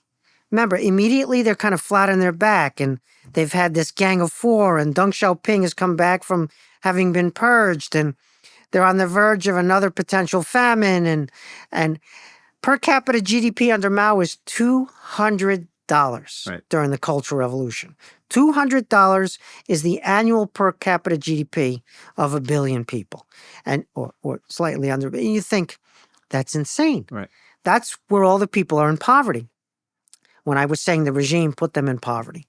And so they're a little bit flat on their back, which creates an opening, and it creates this grudging dynamic of we're going to hold power and we're going to allow the economic entrepreneurialism to take place, but we're going to control it. Right. We're going to control it with special economic zones. In any country in the world today where there's a lot of poverty, the reason the poverty exists is also because of policy. And the extent the poverty has been removed, it is because of some combination of human capital and policy got less stupid. So if we're gonna complain about a country like, there's many poor countries in the world, like Bangladesh being poor, the country which just does it less. Maybe we're going in circles here. A different question I want to ask is... No, you have a point. We're not disagreeing. Right. I'm just trying to say that we give too much credit to the Communist Party for what's happened in China and not enough blame for what's happened in China. Right. And this is part of the dynamic of us seeing communism as potentially successful. So we criticize these fools who thought that the Stalin regime was not going to kill them, was not going to produce famine. And yet we have this narrative that the Communist Party produced an economic miracle in China, which, I'm sorry, the Communist Party took advantage of the economic miracle in China, played a part in expropriated the hard work of many people, stole the businesses. A lot of those local officials just stole the land and stole the businesses from people who created a success. This is the thing that the party did that's really important. Deng Xiaoping first went to Japan in early 79, before he came to the U.S. and met Carter, put on the cowboy hat, that gigantic 10-gallon hat that was bigger than he was. He was like 5 gallons. The hat was like 10 gallons. He goes to Japan. And you're looking at Japan, DK, and it lost the war. It was actually literally incinerated in the American use of atomic weapons. It was destroyed. It lost the war. And it's rising to be the second largest economy in the world. Like, what happened? How was that possible? How could Japan rise from the ashes, literally, when China won the war? It was on the winning side. Right. And it's $200 per capita GDP. And Deng Xiaoping looks this over and he says, you know what the answer is? Japan is partners with America, not with the Soviet Union. And so Deng Xiaoping is going to divorce the Soviet Union economically, and he's going to marry the U.S. And so Deng gets most favored nation status in 1980, thanks to Jimmy Carter. Communist regime in Beijing gets most favored nation status, which has to be renewed every year and is renewed every single year until 2000, 2001, when they're admitted to the WTO. That's a Clinton initiative that happens right when Bush is going to come to office. And so the secret sauce is you have to manufacture and export to the American domestic market, because the American middle class is insatiable. They will buy anything as long as the quality is high and the price is low. Japan did this. Japan's 2 former colonies, Taiwan and South Korea, followed in Japan's footsteps. China's going to do this too. We're going to use this Japanese model, and the American middle class and their insatiable overconsumption is going to create the Chinese middle class. So this is what the party does, this geopolitical reorientation from a Soviet economic model to a Japan-style export-led partnership with the U.S. domestic market and middle class. They have a couple of tricks that are really important. They have Hong Kong. Hong Kong is a British-controlled rule of law international financial order that allocates capital based upon risk and return, not Communist Party dictates. Gorbachev, Soviet Union, they have nothing like Hong Kong.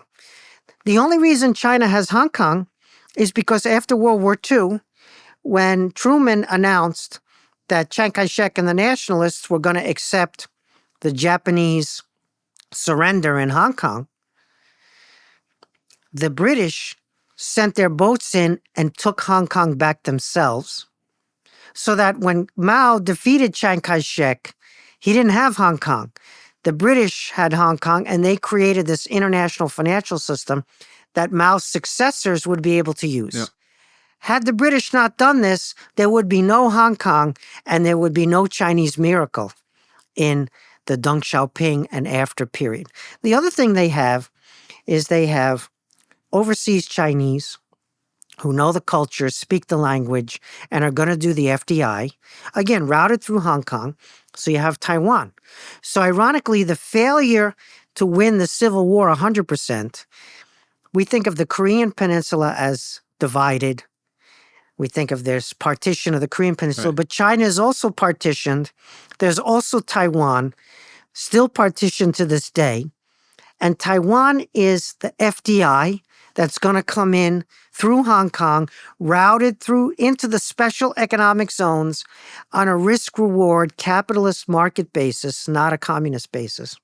And furthermore, they have the Japanese war guilt, because the Japanese committed those atrocities in China. So the Japanese are going to make up for what they did by helping rebuild China. Again, the FDI and the tech transfer, like it's coming from Taiwan. So Taiwan and Japan, this partitioned China and this guilty, the war guilt, through the British Hong Kong, is going to go into the special economic zones, manufacture things like the Japanese, and then export them to the American domestic consumers. And it's going to be T-shirts and at the beginning, and then they're going to, like the Japanese, and then they're going to climb the value chain until it's the highest value-added products, and then supply chains are going to change as a result, and nothing is made in one place anymore, and the world gets very complicated. But the point being is that Deng Xiaoping did that. That was intentional. That's the credit that the party deserves, and the party never gets, because it's a story not of the party's rule alone, but of British Hong Kong, Globalization. Taiwan, Japan, United States, domestic market. And so how do you get rich in the modern world? You sell to America. Those countries that are partners with America and that are able to compete, the Chinese deserve credit, they can manufacture higher quality, lower cost products that American consumers will buy. American consumers are not forced to buy Chinese products. They're just better and they're cheaper. And so they buy them because it's a market and there's competition. So some countries in Bangladesh can do this in textiles. You referenced Bangladesh, which is how I got launched on this reverie that I hope is now ending. My point being is that the East Asian miracle, which is Japan selling to the American domestic market, followed by South Korea and Taiwan doing the same trick, and then followed by Deng Xiaoping's communist China, the same exact trick, filtered through British Hong Kong. The problem with the Chinese one is that they're not allies, former enemies who are allies, like Japan. They are former allies who are now enemies who have done this magic sauce. And now we're in the pickle that we're in as a result of this. But the formula is, this is where the communists deserve the credit that they never get, whereas they get credit for things that they didn't do. Yeah. Suppose Stalin had lost the succession battle in 1924 and somebody else is in power, but he's still on the Central Committee or the Politburo. And it's 1930. And suppose the other person is also in this way ruthless and is one by one getting rid of every single person in the inner circle. What would a Stalin-type figure have done if he found himself on the periphery of somebody else's regime? So counterfactuals are really critical for historical thought.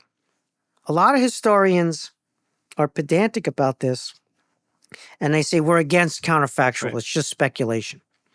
But every single one of them is a practitioner. Why?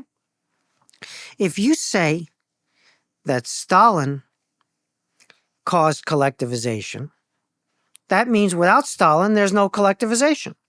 If you say Hitler caused World War II, you're doing the counterfactual. Right. You're saying no Hitler, no World War II. And just to put a finer point on my question, I mean, not just in the sense of whether collectivization would have happened, but more in the sense of how would he personally have avoided the fate of Bukharin and Kamenev and Zinoviev in terms of he potentially, I'm going to get purged someday. I don't want to be the toady to somebody else. How would he personally have navigated the sort of power struggle at being what Zinoviev was to Stalin or Bukharin was Stalin? This is a question about how do you become Stalin? Could there have been another Stalin besides Stalin? Yeah. A lot of people will argue that you have this formative period when you're growing up, your parents, your schooling, the influences of your peers, and you become a certain personality. Part of it is genetic, and then a lot of it is the environment. And you have this then personality, and so you have to understand how the person formed, whether it's Picasso as a painter or Stalin as a dictator. And then if you understand their personality, you'll understand what they do in power. Right. The problem with that analysis is Stalin is not Stalin when he first gets into power. It's the experience of being in power that makes Stalin Stalin. It's the building the dictatorship within the dictatorship, and it's the enacting that kind of power that makes Stalin who he is. It's sitting in that chair. It's being in the Kremlin, running a Leninist regime and being responsible for Russian power in the world against Nazi Germany, the UK, the US. So people say about Xi Jinping now, you know, Xi Jinping, he's made a lot of mistakes. If he had just kept to Deng Xiaoping's policies, China would be much better off. Right. We'd be still in a kind of détente or partnership with China. And instead, we're at loggerheads and there's potential war. And the problem with that analysis is, what would Xi Jinping have done if he were the number one guy under Deng Xiaoping instead of Deng. Maybe he would have done Deng's policies just like Deng did. More importantly, what would Deng do if he were alive today instead of Xi Jinping? Would he do what Deng did in the 80s and 90s? Or would he do what Xi Jinping is doing today? Yeah. In other words, how much is the personality and how much is the system? How much is formation before you get into the position of power? And how much is the circumstances and responding to those circumstances and the exigencies of the moment and Right. the way the system operates and the place the system is and what the larger context in the world looks like. So here you have a Communist Party seizes power. And as I said, unlike the case of Bavaria, southern Germany, northern Italy, Hungary, it holds power. It doesn't just seize power. The Paris Commune, 1870-71, they seized power in Paris. And then they were destroyed, put up against the wall and shot. So they seize and they hold power. But they're in this peasant country, and the peasant has the land de facto. And they're Marxists. So they believe that the base, the socioeconomic base, the class relations, determine the superstructure or the politics, right? Marxism, the base, the socioeconomic base, gives you the superstructure. Politics depends on, it's an outcome of what the base is. So you have a de facto capitalist base. Yeah, I don't mean like whether they would have done collectivization. I mean like how would he personally, because he wants to be in power. I get that. So he makes this decision. All of them want to get rid of capitalist relations in the countryside. Every single one of them want to do that. They're all communists. They're all Marxist-Leninists. Yeah. But they don't think it can be done. They think if you try it, you'll fail. So he goes and tries it. He creates even more destabilization than they had predicted. But he just powers through and gets there to the end and succeeds. And most of them are grateful that he's pulled this off because they thought it couldn't be done. So your question is, who else could have become Stalin in that position? Who else among the Marxist-Leninists could have been the guy who says, whether we can do this or not, we have to do this because we can't have a socioeconomic base that's capitalist and the communist regime will survive. Right. They were all ready to say that, but they weren't all ready to do that. Moreover, after he does it, they had criticized him during the process while he was doing it. He was the only one in his mind who was Marxist-Leninist enough to get it done, and they were all carping at him. Yeah. So this is where you begin to see the paranoia, suspicion being magnified, where he then, in a few years after collectivization is more or less finished, he's going to go after them. So you needed a person who could have felt in their head that this was not only necessary, but doable, undertake those risks, power through no matter how much famine and resistance and upheaval and criticism there was, and then come out the other side of that as the victor with this gigantic secret police that was really small but got really big in the process of doing the very thing that people said you couldn't do. Yeah. And then having all of that and not destroying any rivals and going from a dictatorship to despotism, right? So you would need a person who was capable of being Stalin in that group, not from outside that group, but inside that group, and then would either not use that power to destroy everybody else, not yearn for despotism, but be satisfied with dictatorship, where others exercise power in their domains, and yet still able to hold on to the system. So was there such a person in the circle, and could, if the answer is no, could that person have emerged in the process of doing it? I guess my question is slightly different, which is that even if such a person did not exist, and suppose like Stalin already exists, he did all the stuff, and it's 1934, and it seems like Stalin's starting to go a little Great Terror-y soon, and another copy of Stalin is in the Politburo, and just out of a sense of self-preservation, they're like, in a couple of years, I don't want to be writing my own confession and ending up in the gulag. Is Stalin, being the sort of power player that he was and knowing how to align factions against each other to his own advantage in the very end, if somebody like him was in the Politburo, what would they have done? Or were they already there and there was just nothing they could do by this point? This is a question for every single dictatorship. Why didn't somebody just kill Stalin? Yeah. He was going to kill them all. Why didn't they just kill him and save themselves? So during the 20s, Stalin resigns 6 times. Yeah. 3 times in writing and 3 times orally, between 23 and 28. And every time, those guys around him beg him to stay. Right. So not only do they fail to try to push him out, but when he himself volunteers to go out, they beg him to stay. And then he kills all of them. Within 10 years, every one of them, just with a few exceptions, is dead. And so, geez, what were those guys thinking? It's clear that Stalin was not Stalin yet. If they knew in the 20s that in the 30s he was going to murder them all, maybe they would have acted the way you said. So he becomes Stalin in this process. He's not Stalin yet. Yeah. That's a really important argument that I make in the book. But today you look at Putin. Putin is ruining Russia. Why doesn't somebody just assassinate him? Xi Jinping, he's hurting China. He's making China enemies everywhere around the world when China was until recently popular. China was 75% favorable globally. Now it's 25% more or less favorable globally. That's Xi Jinping's doing. How can the elites around him let him do that? Around Putin, the people are falling out of windows. Instead of falling out of windows themselves, why don't they push him out the window? Khamenei in Iran. Right. He's brought ruin on the country. Why don't they take him out and try to save themselves and save the country, not just themselves? In other words, be patriotic as well as self-survival. And the answer is, it rarely happens. One, you have a collective action problem.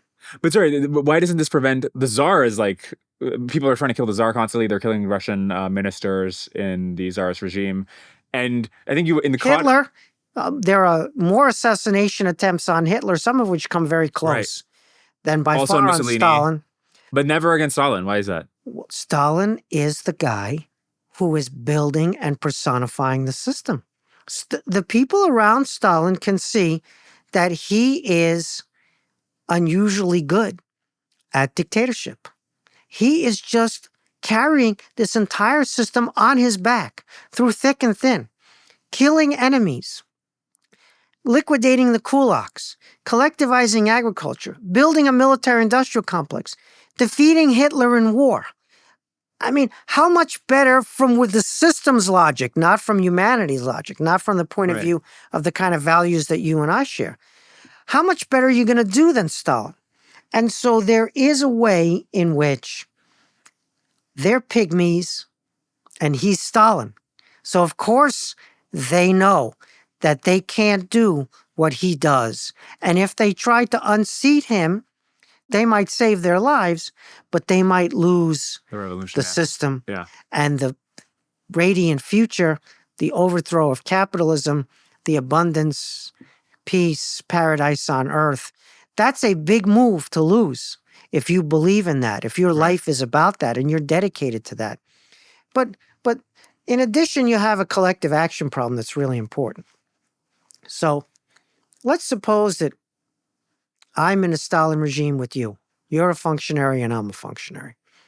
And Stalin's collectivizing agriculture, which means he's destroying the productivity.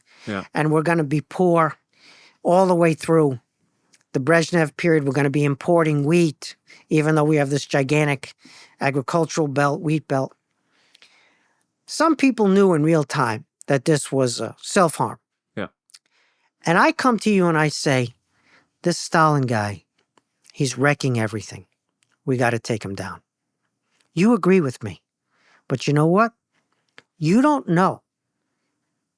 Maybe I've been sent by Stalin to test your loyalty. Maybe I'm provoking you to reveal your disloyalty. Maybe I'm not being sincere. So instead, you agree with me, but instead of saying, yes, let's do it, immediately you run to Stalin and you say that this Kotkin guy is talking behind your back about how we need to take you down. Because you're going to preserve self-preservation. You're going to preserve yourself because you don't trust. There's a lack of trust Right. inside these dictatorships. If you knew that Stalin hadn't sent me, for sure, 100%, you would say, you're right. You got a point there. What can we do about this? But you know that Stalin is constantly doing these provocations, or you suspect he is.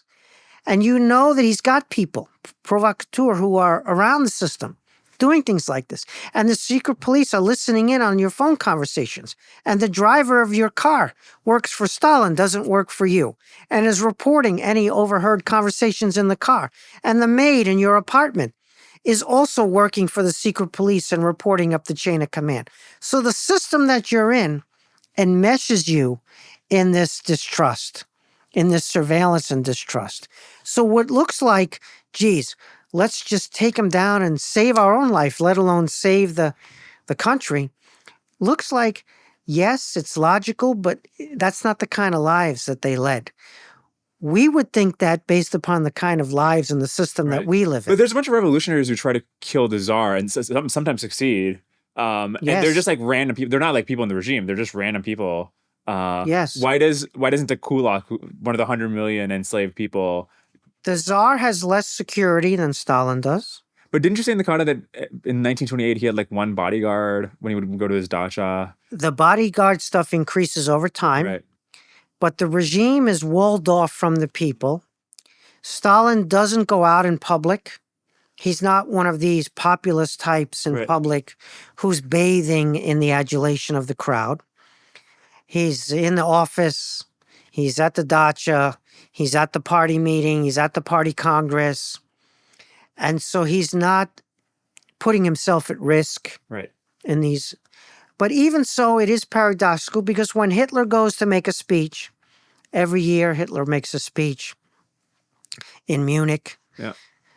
And it's known when he's going to make the speech. It's announced in the paper. And there are a couple of assassination attempts on Hitler, one of which takes place in the hall where someone plants a bomb. Yeah. It's a working class guy, plants a bomb there. And the bomb goes off, it blows up. But Hitler left the hall more quickly than anticipated based on the schedule that people thought he would be there longer. He was quicker, he was out. And so the bomb exploded and he survived. There are military officials who try to kill Hitler famously in 1944. They plant a bomb under the table, which also goes off and almost gets him, but doesn't get him during a military briefing. And so there are attempts on Hitler's life, both from the society and from inside the regime. And Stalin doesn't have this. In fact, the people inside the regime are killing themselves. When they see that Stalin is leading them down a blind alley of murder and ration tickets and gulag, they kill themselves rather than kill Stalin. Yeah. So again, there's something special about the mentality of these communists. And there's also something about Stalin's success as well as the threat that he represents to these individuals. Still, it is mysterious because there were opportunities and people didn't take up the opportunities. The very few, there's no serious assassination attempt on Stalin. The very few times when they accuse somebody of doing an assassination, for example, there were shots fired at a boat when Stalin was on holiday in the South. It was not because Stalin was in the boat. It was because the boat was not in the system as marked, as allowed to use that waterway. And so they were just performing their duties as border guards. That's funny. Shooting at the boat. And it got dressed up as an assassination attempt and people were arrested and executed. And it was publicized as such, but they didn't know that Stalin was in the boat. Yeah. So you've written other books about the collapse of the Soviet Union. Yeah. And there's this last-ditch effort in the Eastern Bloc where there's falling productivity to borrow more money, invest more into finding this last-ditch technological miracle that can cure all their problems. How similar is that, in your opinion, to what's happening in China? Because the dissimilarity is that while Eastern Europe was struggling to export and they had a trade deficit, China, many people argue, is exporting too much. Do you see any similarity between where Eastern Europe was in 1989 versus where China is today, or is it you're not as concerned about China right now? It's a very difficult question to answer very briefly, but it's a really important question. There are tremendous differences, of course, civilizational differences, let alone system differences. And we wouldn't want to elide those differences. What's similar is the Marxist-Leninist monopoly on power. Yeah. People ask me, is China a Marxist-Leninist regime? And I usually say it's a Leninist regime because that's undisputable. Right. Do they believe in the Marxism or not? People disagree on this. How many true believers are there? Is Xi Jinping a true believer? That's a difficult argument to win because the evidence is contradictory and because we don't know the inside of the system well. It's still in power, it hasn't fallen. But it's clearly a Leninist system. And a Leninist system can't be half pregnant. You can't be half communist. You either have a communist monopoly or you don't. So what happens in communist political reform, not economic reform, where they allow some market behavior, but where you liberalize the system and you open it up politically. So you say, DK, okay, let's have debate inside the party.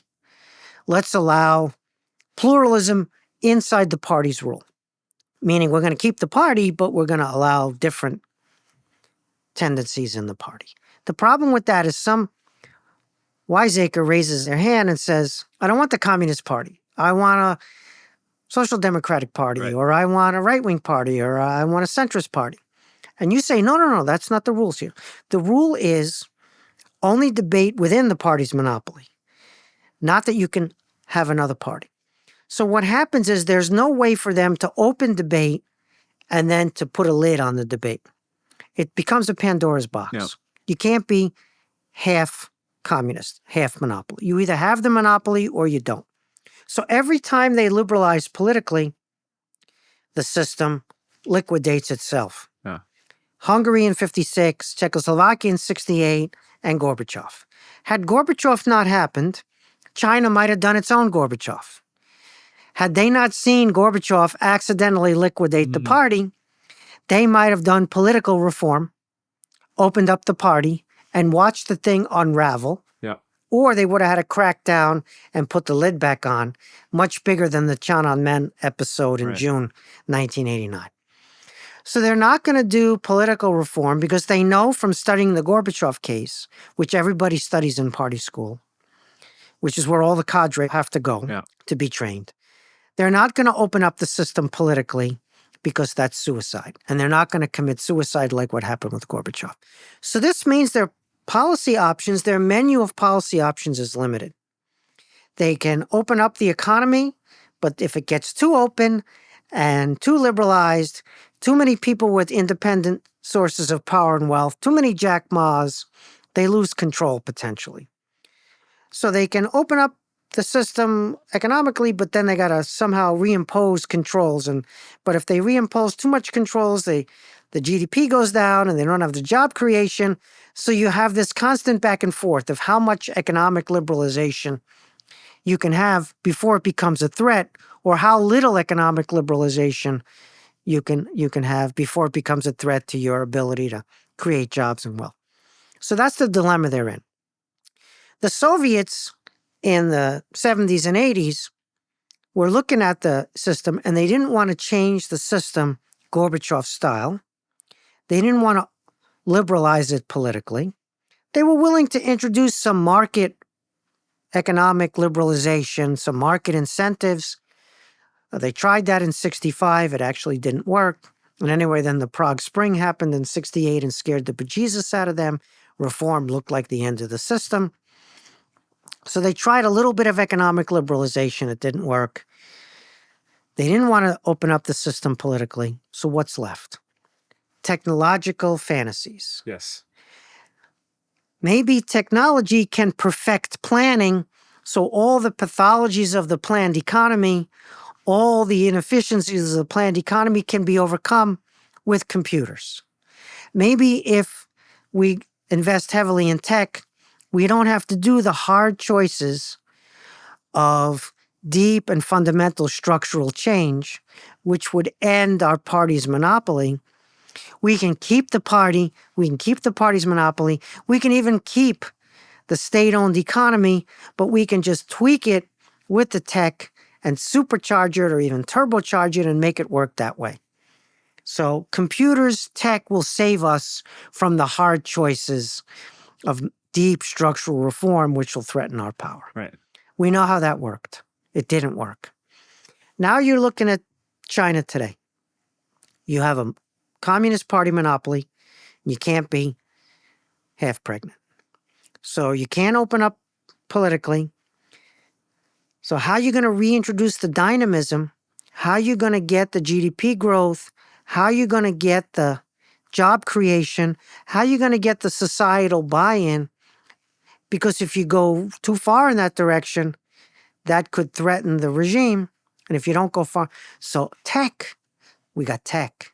The tech can make our dictatorship function better, not just our economy, our productivity, our job creation, managing through the demographic crisis, not just the economic and social benefits from tech that tech could deliver, but tech could maybe even make our communist dictatorship immune from challenges because of the surveillance is all encompassing, because of our ability to spot things before they happen.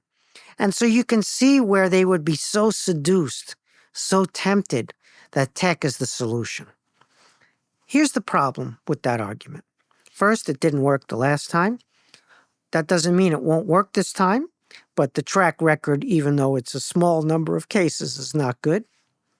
But the other problem is political legitimacy. You can't get political legitimacy. You might have thought that, oh, geez, if the GDP grows, that'll give us the legitimacy. Then the GDP stops growing, and you no longer have the economic benefits to claim that that's why you're in power. But do you need it? Like Stalin didn't have strong growth in the 20s and 30s, and that it seems like you just double down on repression. Like if you double down on the NKVD, Yeah, like the Tsar actually, 2% growth up till 1917, huh? They're dead. They're in the So cemetery. that's the point, right? The growth. They're dead, and the system is gone. So it's fundamentally a deficit of political legitimacy. So when we talk about, Iran today and how Russia and China didn't even help them with any military support or economic support while they're under tremendous strain from Israel rolling back Iranian power. And so they kind of got betrayed by their strategic partners. The strategic partnership among the authoritarian regimes is a fake. That's true. It is a fake. They're out for themselves. They're opportunistic, and they will help the others to the extent that they feel it's helping for themselves. And the day that they feel it's not helping themselves, forget it, right? But there's a deeper problem there. What Iranian regime needs is political legitimacy. That's what it doesn't have. It's not just a failure economically. It's not just a failure in security in its foreign policy terms. It's hated by its own people. It's got maybe 20% support in the population. And a lot of people are indifferent, but a majority of the people despise this regime, want to see it go. They're patriots for Iran, but they detest the mullah's clerical regime. Neither Russia nor China can give political legitimacy to Iran. They can give dual-use technology. They can give them missiles. They can give them anti-missile defense. They can never give them political legitimacy. And that's the vulnerability, which is why Iran is on the precipice now, because the regime is illegitimate. And the regime knows that it's illegitimate in the eyes of the people. I guess we'd like to think that that's the main thing that matters, but historically, it just seems like when authoritarians crack down really hard, it kind of just works, right? Stalin. That's why they have gigantic repressive apparatuses. Yeah. Because people talk about a bargain. The Chinese made a bargain, or the Russians made a bargain. The people gave up their freedom, and the regime provides a higher standard of living. So there's this bargain. There is no bargain, because if the regime fails to raise the standard of living, the people can't sue them in court. Right. Yeah. They can't say, oh, you didn't live up to your end of the bargain. Yeah. We gave away our freedom, but you didn't deliver on your part of the bargain, so the deal's over. You're out of power now because you didn't live up to your bargain. Instead, they repress. They bring out the batons. They bring out the water cannon. They bring out the disappearances where people are arrested and they're not even arrested in cause. They're not even indicted. They just disappear them. And so you have this huge repressive apparatus, and it seems to work, especially when you have this moment where you fail to live up to some of the promises that you made. The challenge for them there is somebody has to do the repression. The repressive apparatus is not a machine. It's not AI. It's not something which is mechanical. It's people. It's people who grew up in neighborhoods, come from villages, went to the schools with other people. This brings us back to the czarist regime where we started. The czarist secret police wasn't big enough to keep the lid on, so they had to use the military. The military was a peasant army. They were peasants in uniform. And the working class, including women, were striking for bread in the capital and marching in the capital for bread in 1917. And the military was told to shoot them. And these are elite military units. Shoot these workers. And they're peasants. And you think, okay, peasants, they'll shoot workers, right? No love lost. The workers were peasants yesterday. And some of them were still peasants who went back to the villages where these soldiers were from during downtime at the factory, during harvest time.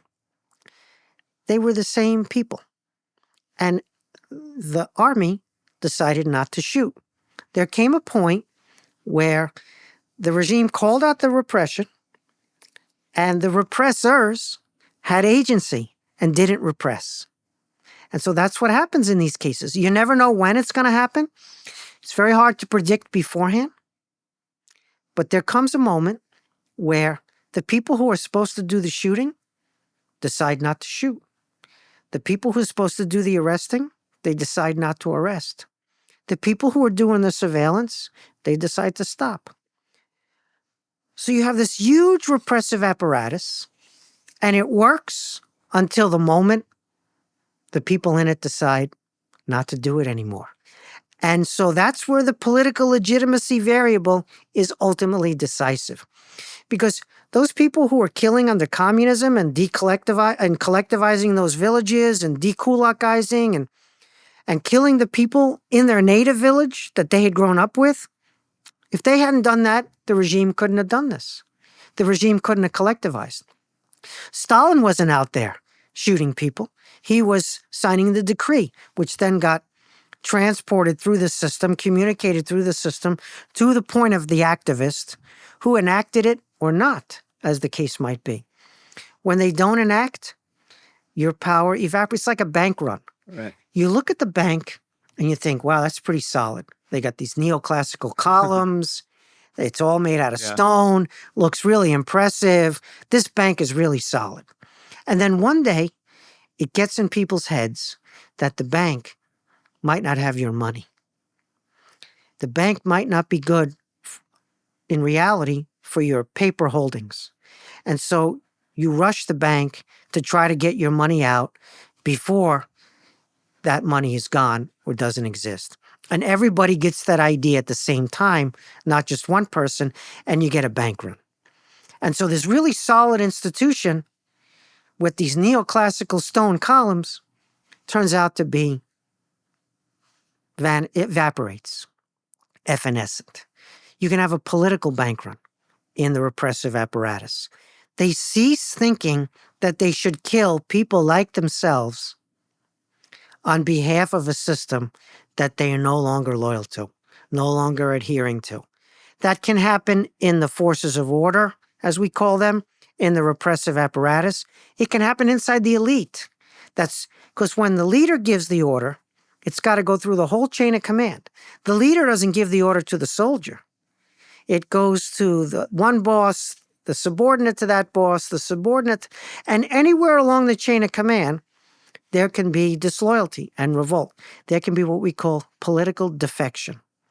And so what motivates, what triggers political defection? The lack of legitimacy, political illegitimacy. Mm-hmm. People are not going to die for something that they no longer believe in. And so that's a really big problem that the communist regime can't solve with tech. And you say, well, the tech could produce power and prosperity, and China could re-legitimize its rule, just like it did with the economic growth. And so the economic growth did it for 30, 40 years, and that's how the regime legitimated itself. And then the tech will do that for the next 30, 40 years. And the answer is that hasn't happened yet. So maybe it can do that, and maybe it can't, but it's never permanent. What's permanent is power rooted in the people. What's permanent is they're real citizens. They have real freedoms. They have the right to vote. Now, they can't get what they want.